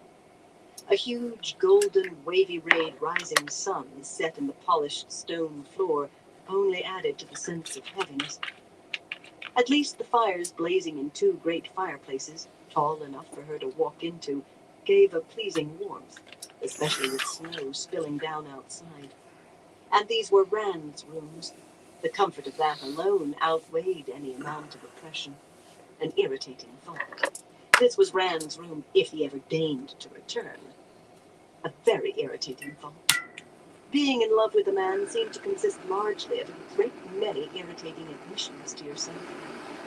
Shifting in a vain attempt to make the hard chair comfortable, she tried to read, but her eyes kept swinging to the tall doors, each climbed by its own line of gilded rising suns. She hoped to see Rand walk in. She feared to see Soraya, the Catswoman. Unconsciously, she adjusted her pale blue coat, fingering the tiny snowflowers embroidered on the lapels. More twined around the sleeves, and the legs of breeches made as snug as she could manage to wriggle herself into. Not that great a change from what she had always worn. Not really.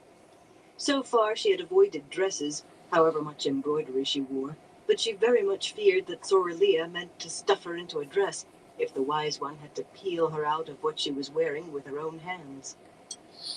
The woman knew all about her and Rand. All about. She felt her cheeks heating. Soralia seemed to be trying to decide whether Min Farshaw was a suitable lover for Rand Althor.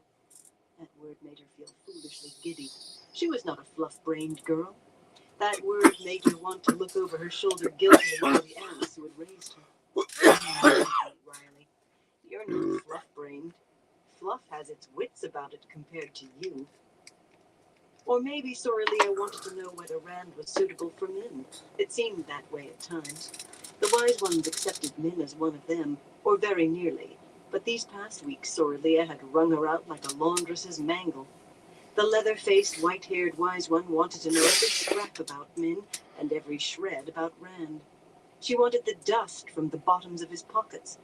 Twice Min had tried balking at the incessant interrogation, and twice Soralia had produced a switch.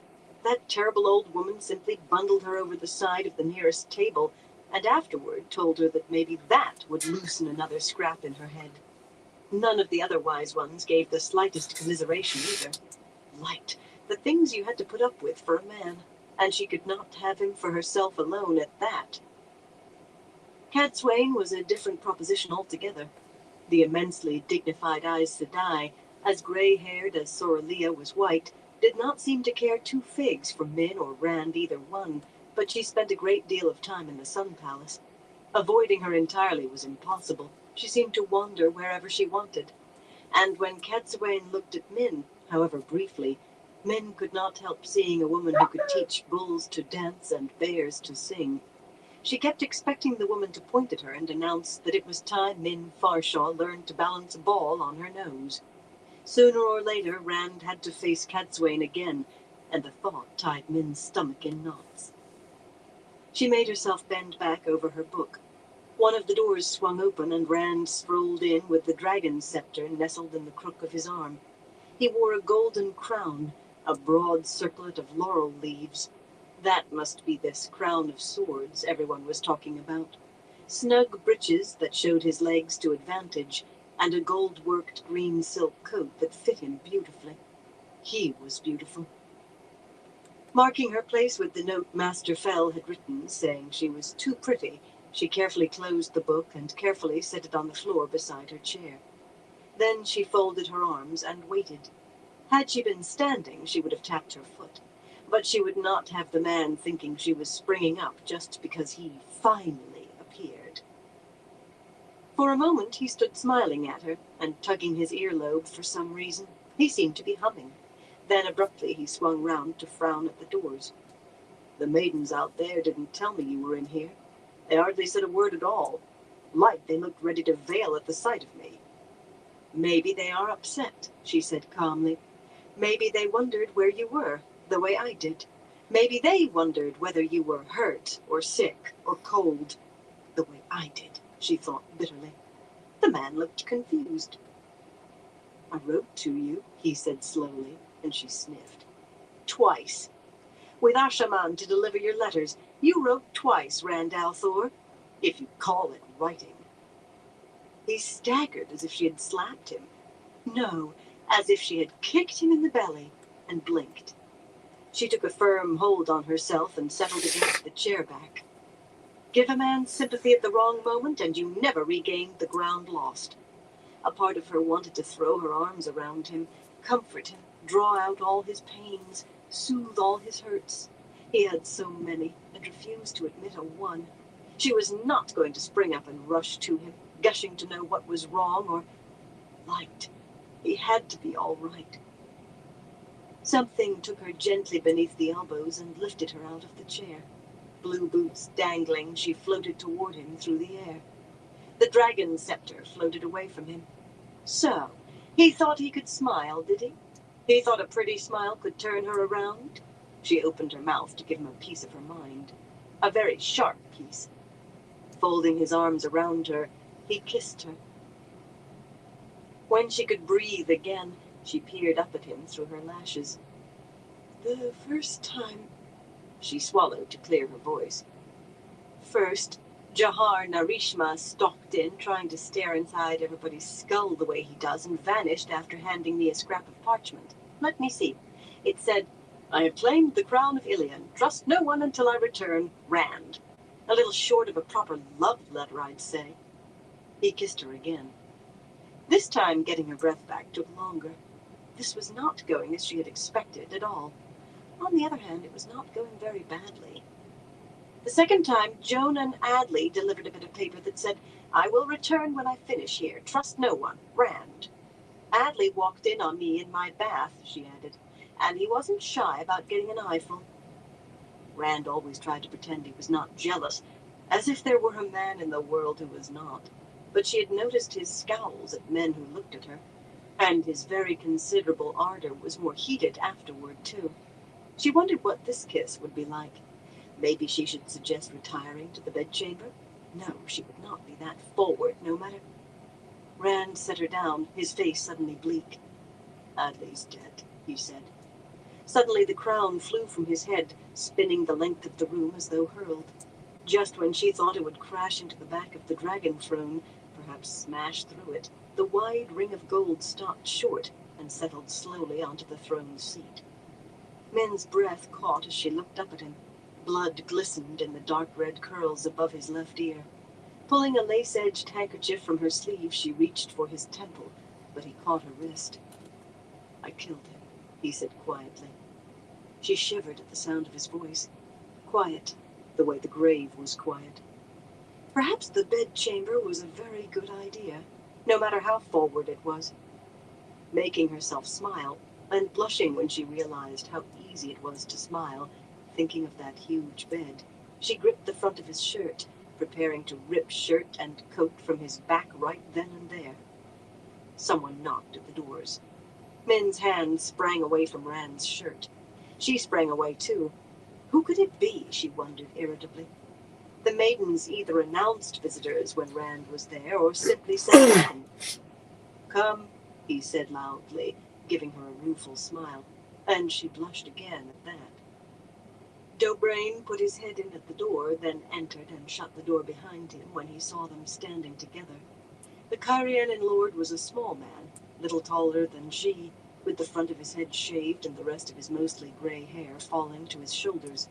Stripes of blue and white decorated the front of his nearly black coat to below his waist. Even before gaining Rand's favor, he had been a power in the land. Now he ruled here, at least until Elaine could claim the Sun Throne. "My Lord Dragon," he murmured, bowing. "My Lady Claviran." "A joke," Min muttered when Rand quirked an eyebrow at her. "Perhaps," Dobrain said, shrugging slightly. "Yet half the noble women in the city now wear bright colors in imitation of the Lady Min, breeches that display their legs, and many in coats that do not even cover their—" He coughed discreetly, realizing that Min's coat did not cover her hips completely. She thought about telling him he had very pretty legs, even if they were decidedly knobby, then quickly thought better. Rand's jealousy might be a wonderful flame if they were alone, but she did not want him striking out at Dobrain. He was capable of that, she feared. Besides, she thought it really was a slip. Lord Dobrain Taborwin was not the sort to make even slightly rough jokes. "So you're changing the world too, Min." Grinning, Rand tapped the tip of her nose with a finger. He tapped her nose, like a child he was amused with. Worse, she felt herself grinning back at him like a fool. "In better ways than I am, it appears," he went on, and that momentary boyish grin faded like mist. "Is all well in Tyr and Ilion, my Lord Dragon?" Dobrain inquired. "In Tyr and Ilion all is well," Rand replied grimly. "What do you have for me, Dobrain? Sit, man, sit." He walked toward the rows of chairs and took one for himself. "I have acted on all of your letters," Dobrain said, seating himself across from Rand, "but there is little good to report, I fear." "I'll get us something to drink," Min said in a tight voice. Letters. It was not easy to stalk in heeled boots. She had grown accustomed to them, but the things made you sway, whatever you did. Not easy. Yet enough anger made anything possible. She stalked to the small gilded table beneath one of the huge mirrors where a silver pitcher and goblets sat. She busied herself with pouring spiced wine, splashing it out furiously. The servants always brought extra goblets in case she had visitors, though she seldom did except for Soralia or a fool lot of noblewomen. The wine was barely warm, but it was more than hot enough for the likes of that pair. She had received 2 letters, but she would bet Dobraine had had 10, 20. Banging pitcher and goblets about, she listened carefully. What had they been up to behind her back with their dozens of letters? Toram Riordan appears to have vanished, Dobraine said, though rumor at least says he still lives, worse luck. Rumors also say that David Hanlon and Geral Mordeth, Padan Fine, as you call the man, have deserted him. By the way, I have settled Toram's sister, the Lady Ailil, in generous apartments, with servants who are trustworthy. By his tone, he clearly meant trustworthy toward himself. The woman would not be able to change her dress without him knowing. I can understand bringing her here and Lord Bertome and the others, but why High Lord Wyramon or High Lady Anayala? It goes without saying, of course, that their servants also are trustworthy. How do you know when a woman wants to kill you? Rand mused. When she knows your name? Dobraine did not sound as if he were joking. Rand tilted his head thoughtfully, then nodded. Nodded. She hoped he was not still hearing voices. Rand gestured as if brushing away the women who wanted to kill him. A dangerous thing with her about. She did not want to kill him, certainly, but she would not mind seeing Soralia go at him with that switch. Bridges did not give much protection. Wyramon is a fool who makes too many mistakes, Rand told Dobraine, who nodded sober agreement. My mistake was thinking I could use him. He seems happy enough to stay near the Dragon Reborn in any case. What else? Min handed him a goblet, and he smiled at her despite the wine that slopped over his wrist. Maybe he thought it was an accident. Little else and too much, Dobraine began, then jerked back in his chair to avoid spilling wine as Min shoved the second silver goblet at him. She had not liked her brief stint as a tavern maid. My thanks, my Lady Min, he murmured graciously, but he eyed her askance as he took the goblet. She walked calmly back to fetch her own wine, calmly. I fear that Lady Caroline and the High Lord Darlin are in Lady Arlen's palace here in the city, the Cairienin lord went on, under the protection of Cadsuane Sedai. Perhaps protection is not the correct word. I have been refused entry to see them, but I hear that they have attempted to leave the city and been brought back like sacks. In a sack, one story claims. Having met Cadsuane, I can almost believe it. Cadsuane, Rand murmured, and Min felt a chill. He did not sound afraid precisely, yet he did sound more than uneasy. What do you think I should do about Caroline and Darlin, Min? Settling into a chair 2 away from him, Min jerked at suddenly being included. Ruefully, she stared down at the wine soaking through her best cream silk blouse, and her breeches, too. Caroline will support Elaine for the Sun Throne, she said glumly. For warm wine it seemed very cold, and she doubted the stain would ever come out of the blouse. Not a viewing, but I believe her. She did not glance toward Dobraine, though he nodded sagely. Everyone knew about her viewings now. The only result had been a stream of noblewomen who wanted to know their futures, and right sulky, too, when she said she could not tell them. Most would not have been pleased with the little she had seen.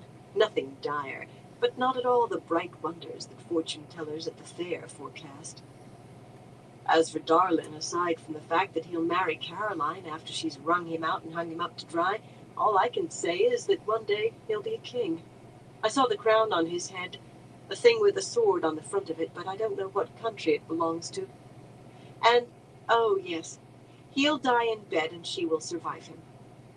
Dobraine choked on his wine, spluttering and dabbing at his lips with a plain linen handkerchief. Most of those who knew did not believe.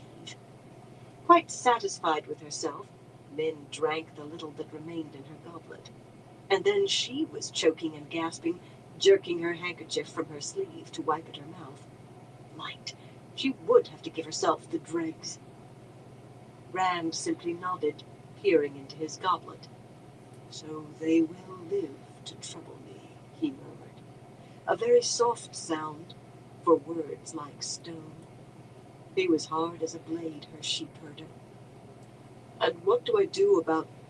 Abruptly, he twisted in his chair toward the doors. One was opening. He had very sharp ears. Men had heard nothing. Neither of the two Aes Sedai who entered was Cadsuane, and Min felt her shoulders loosen as she tucked her handkerchief away. While Raphella shut the door, Marana curtsied deeply to Rand, though the Grey Sisters' hazel eyes took in Min and Dobraine and filed them away. And then the round-faced Raphella was spreading her deep blue skirts wide, too. Neither rose until Rand gestured. They glided to him wearing cool serenity as they did their dresses, except that the plump blue sister fingered her shawl briefly, as though to remind herself it was there. Min had seen that gesture before from other sisters who had sworn fealty to Rand. It could not be easy for them. Only the White Tower commanded Aes Sedai, but Rand crooked a finger and they came, pointed and they went. Aes Sedai spoke with kings and queens as equal, perhaps slightly as their betters, yet the wise ones called them apprentices and expected them to obey twice as fast as Rand did. None of that showed on Marana's smooth face. "My Lord Dragon," she said respectfully, "we only just learned that you had returned, and we thought you might be eager to learn how matters went with the Atha Anmier." She merely glanced at Dobraine, but he rose immediately. Kyrianen were used to people wanting to speak in private. "Dobraine can stay," Rand said curtly. Had he hesitated? He did not stand. His eyes like blue ice, he was being the Dragon Reborn for all he was worth. Min had told him these women were his in truth, that all 5 who had accompanied him to the Sea Folk ship were his, utterly loyal to their oath and therefore obedient to his will. Yet he seemed to find trusting any Aes Sedai difficult. She understood, but he was going to have to learn how. "As you wish," Marana replied, inclining her head briefly. "Raphella and I have reached a bargain with the Sea Folk. The bargain, they call it." The difference was clear to the ear. Hands lying still on gray-slashed green skirts, she drew a deep breath. She needed it. "Harina din Togara Two Winds, wave mistress of Clan Shodane, speaking for Nesta din Rias Two Moons, mistress of the ships to the Atha Anmier, and thus binding all the Atha Anmier, has promised such ships as the Dragon Reborn needs, to sail when and where he needs them, for whatever purposes he requires." Marana did seem to grow a touch pontifical when there were no wise ones around. The wise ones did not allow it. "In return, Raphella and I, speaking for you, promise that the Dragon Reborn will not change any laws of the Atha Anmier, as he has done among the..." For a moment she faltered. "Forgive me. I am used to delivering agreements exactly as made. The word they used was shorebound, but what they mean is what you have done in Tyr and Cairhien." A question appeared in her eyes and was gone. Perhaps she was wondering whether he had done the same in Ilion. She had expressed relief that he had changed nothing in her native Andor. "I suppose I can live with that," he muttered. "Secondly," Raphella took up, folding plump hands at her waist, "you must give the Atha Anmier land, a square 1 mile on a side, at every city on navigable water that you control now or come to control." She sounded less pompous than her companion, but only just. Nor did she sound entirely pleased with what she was saying. She was Tyran, after all, and few ports held a tighter control on their trade than Tyr. "Within that area, the laws of the Atha Anmier are to hold sway above any others. This agreement must also be made by the rulers of those ports, so that..." It was her turn to falter, and her dark cheeks turned a trifle gray. "So the agreement will survive me," Rand said dryly. He barked a laugh. "I can live with that, too." "Every city on water?" Dobraine exclaimed. "Do they mean here, too?" He leaped to his feet and began pacing, spilling more of his wine than Min had. He did not seem to notice. "A mile square?" Under the light alone knows what peculiar laws.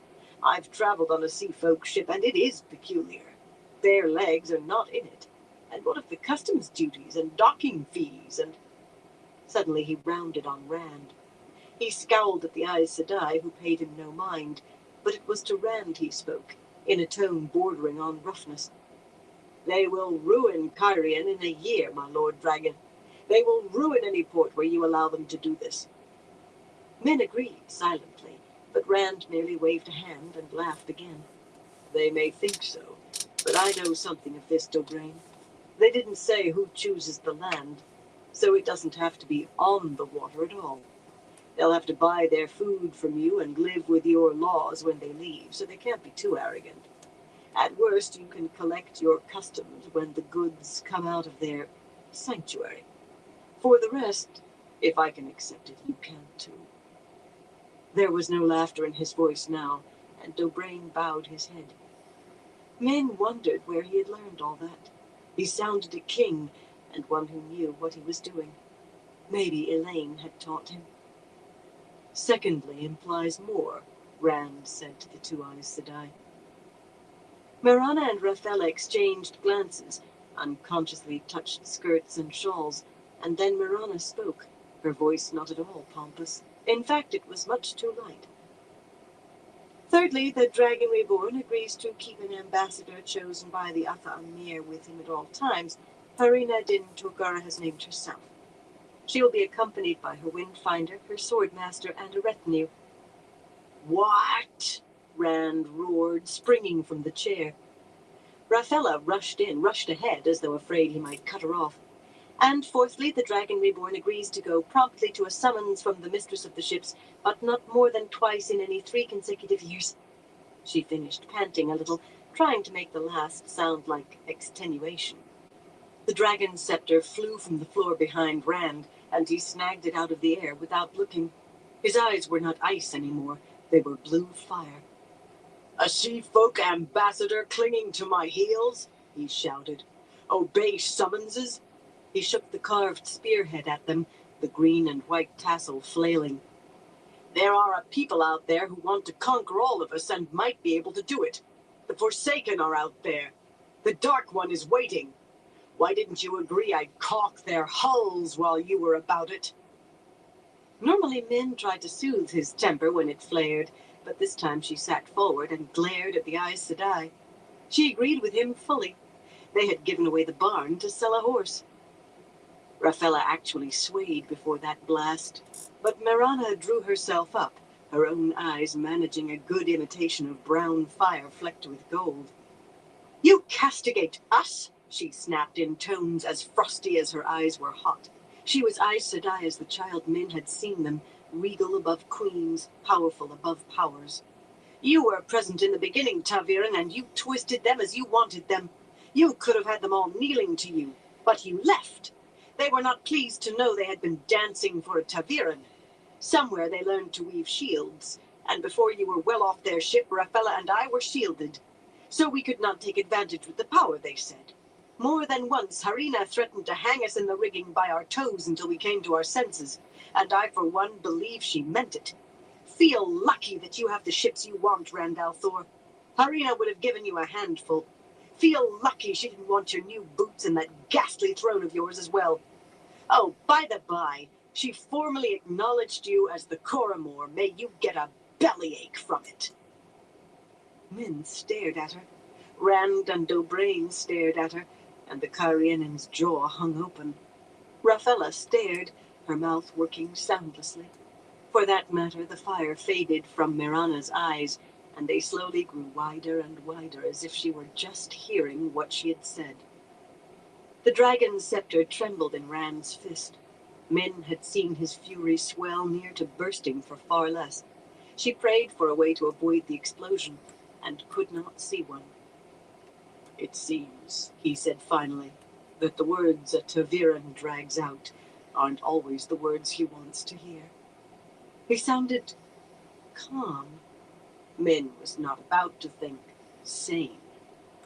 You've done well, Marana. I handed you a dog's dinner, but you and Raphella have done well. The two Aes Sedai swayed, and for a moment Min thought they might collapse in puddles on the floor from sheer relief. "At least we managed to keep the details from Cadsuane," Rafaela said, smoothing her skirts unsteadily. "There was no way to stop everyone learning we had made some sort of agreement, but we kept that much from her." "Yes," Marana said breathlessly. "She even waylaid us on the way here. It's difficult keeping anything from her, but we did. We didn't think you'd want her to—" She trailed off at the stony look on Rand's face. "Cadsuane again," he said flatly. He frowned at the carved length of spearhead in his hand, then tossed it onto a chair as if he did not trust himself with it. "She's in the Sun Palace, is she? Men, tell the maidens outside to carry a message to Cadsuane. She is to attend the Dragon Reborn in all haste."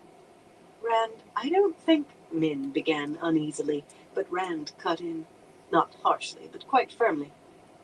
"Do it, please, Min. This woman is like a wolf eyeing the sheepfold. I intend to find out what she wants." Min took her time getting up and dragged her feet to the doors. She was not the only one to think this a bad idea, or at least to want to be elsewhere when the Dragon Reborn faced Cadsuane Malydrin. Dobrain passed her on the way to the door, making a hasty bow with barely a pause, and even Marana and Rafaela were out of the room before her, though they made it appear they were not hurrying. Inside the room they did, anyway. When Min put her head into the hallway, the two sisters had caught Dobrain and were scurrying along at little short of a trot. Strangely, the half-dozen maidens who had been outside when Min entered earlier had now grown in number until they lined the corridor as far as she could see in both directions. Tall, hard-faced women in the grays and browns and grays of the Kadinsor, shufa wrapped around their heads with the long black veil hanging down. A good many carried their spears and bull-hide bucklers as if they expected a battle. Some were playing a finger game called Knife, Paper, Stone, and the rest were watching intently. Not so intently that they did not see her, though. When she passed Rand's message, hand talk flashed up and down the rows. Then two lanky maidens went trotting off. The others promptly returned to the game, playing or watching. Scratching her head in puzzlement, Min went back in. The maidens often made her nervous, yet they always had a word for her, sometimes respectful, as to a wise one, sometimes joking, though their humor was odd, to say the least. Never had they ignored her like this. Rand was in the bedchamber. That simple fact set her heart racing. He had his coat off, his snowy shirt unlaced at neck and cuffs and pulled out of his breeches.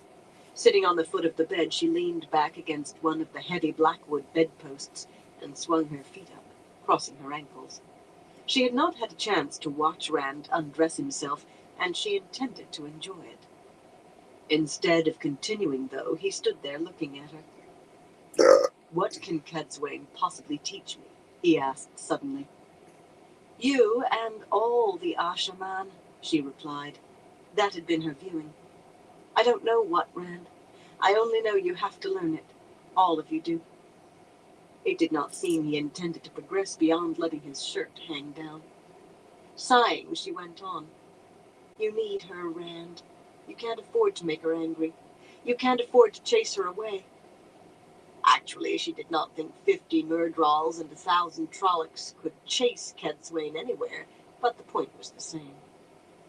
A far-off look came into Rand's eyes, and after a moment he shook his head.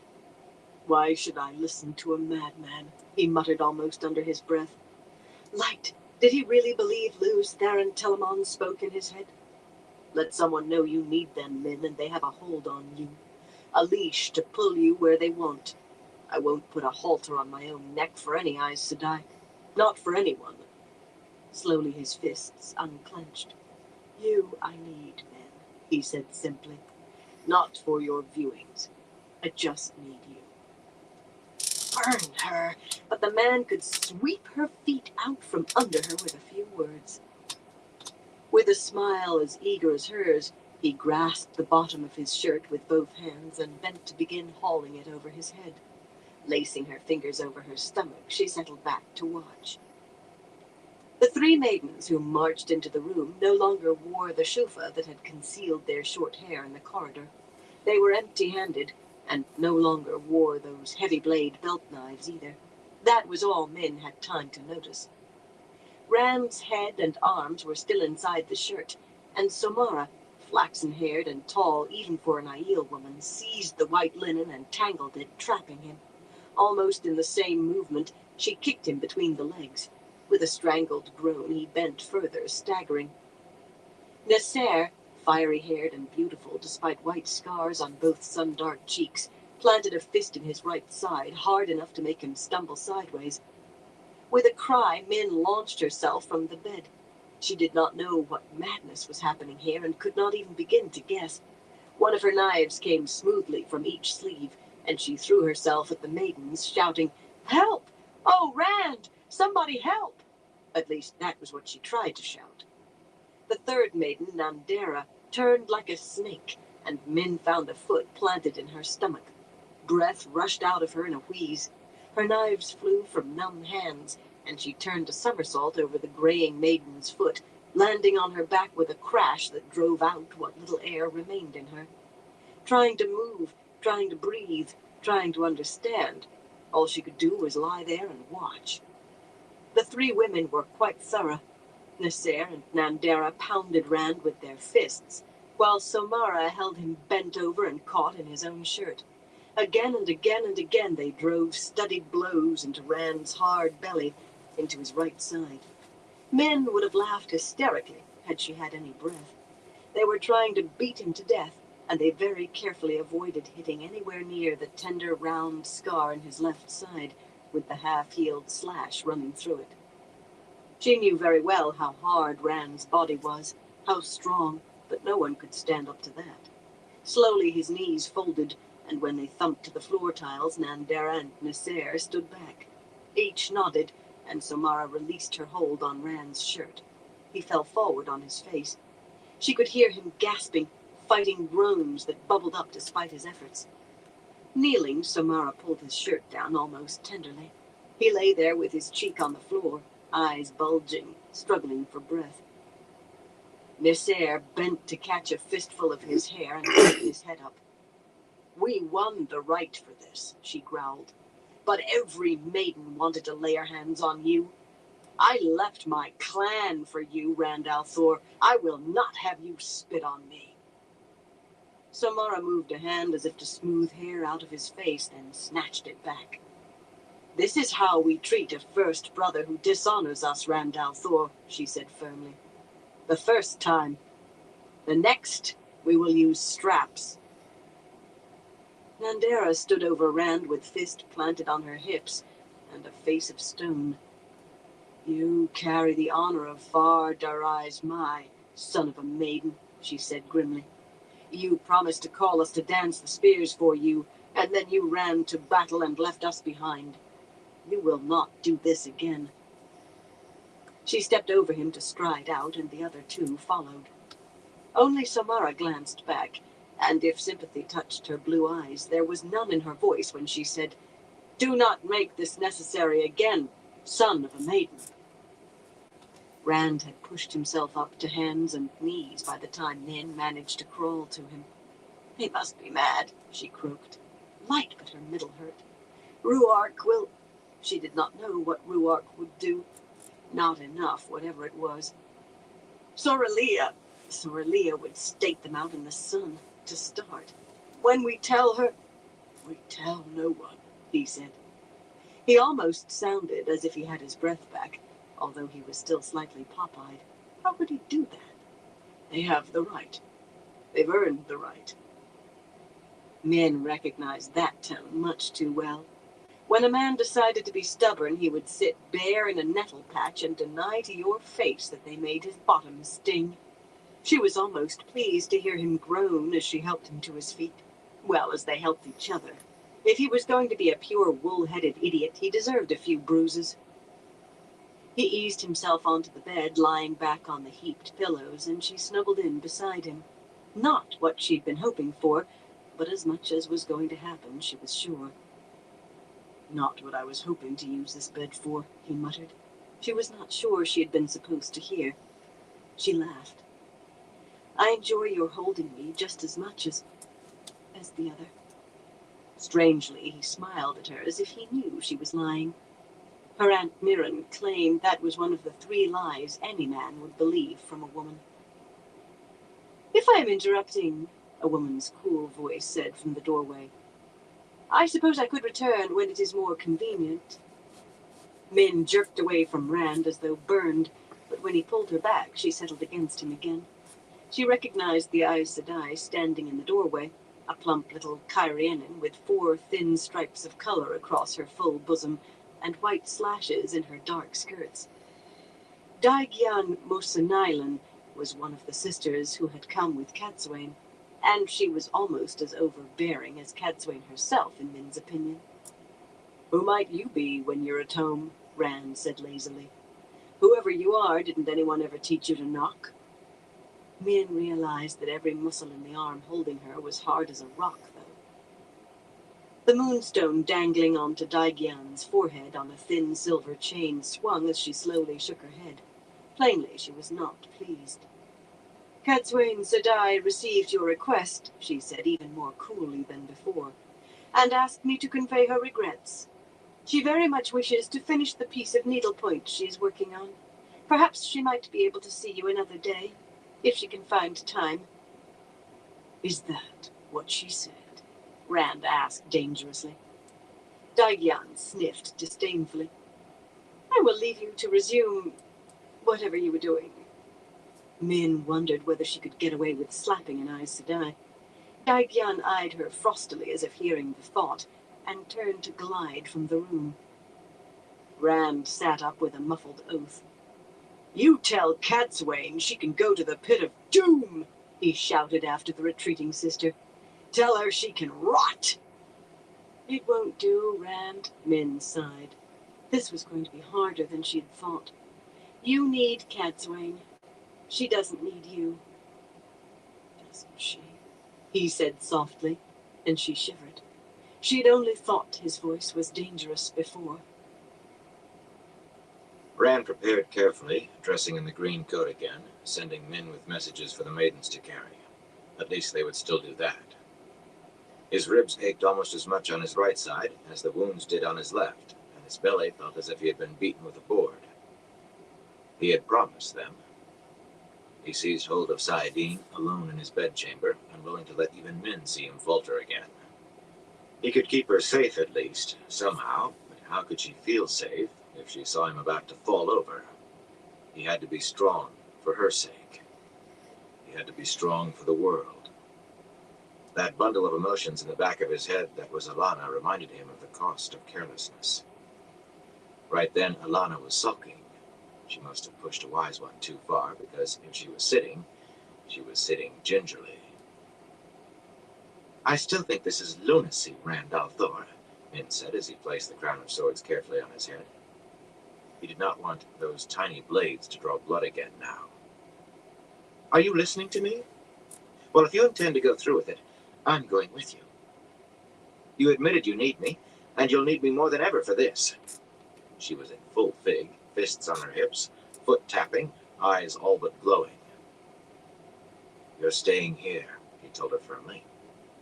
He was still not sure what he intended to do, not fully, and he did not want her to see him stumble. He was very afraid he might stumble. He expected an argument, though. She frowned at him, and her foot stopped tapping. The angry light in her eyes faded into worry that vanished in a twinkling. "Well, I suppose you're old enough to cross the stable yard without your hand-held, sheep herder. Besides, I am falling behind in my reading."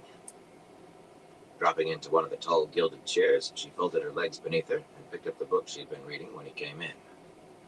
In moments, she seemed totally engrossed in the page before her.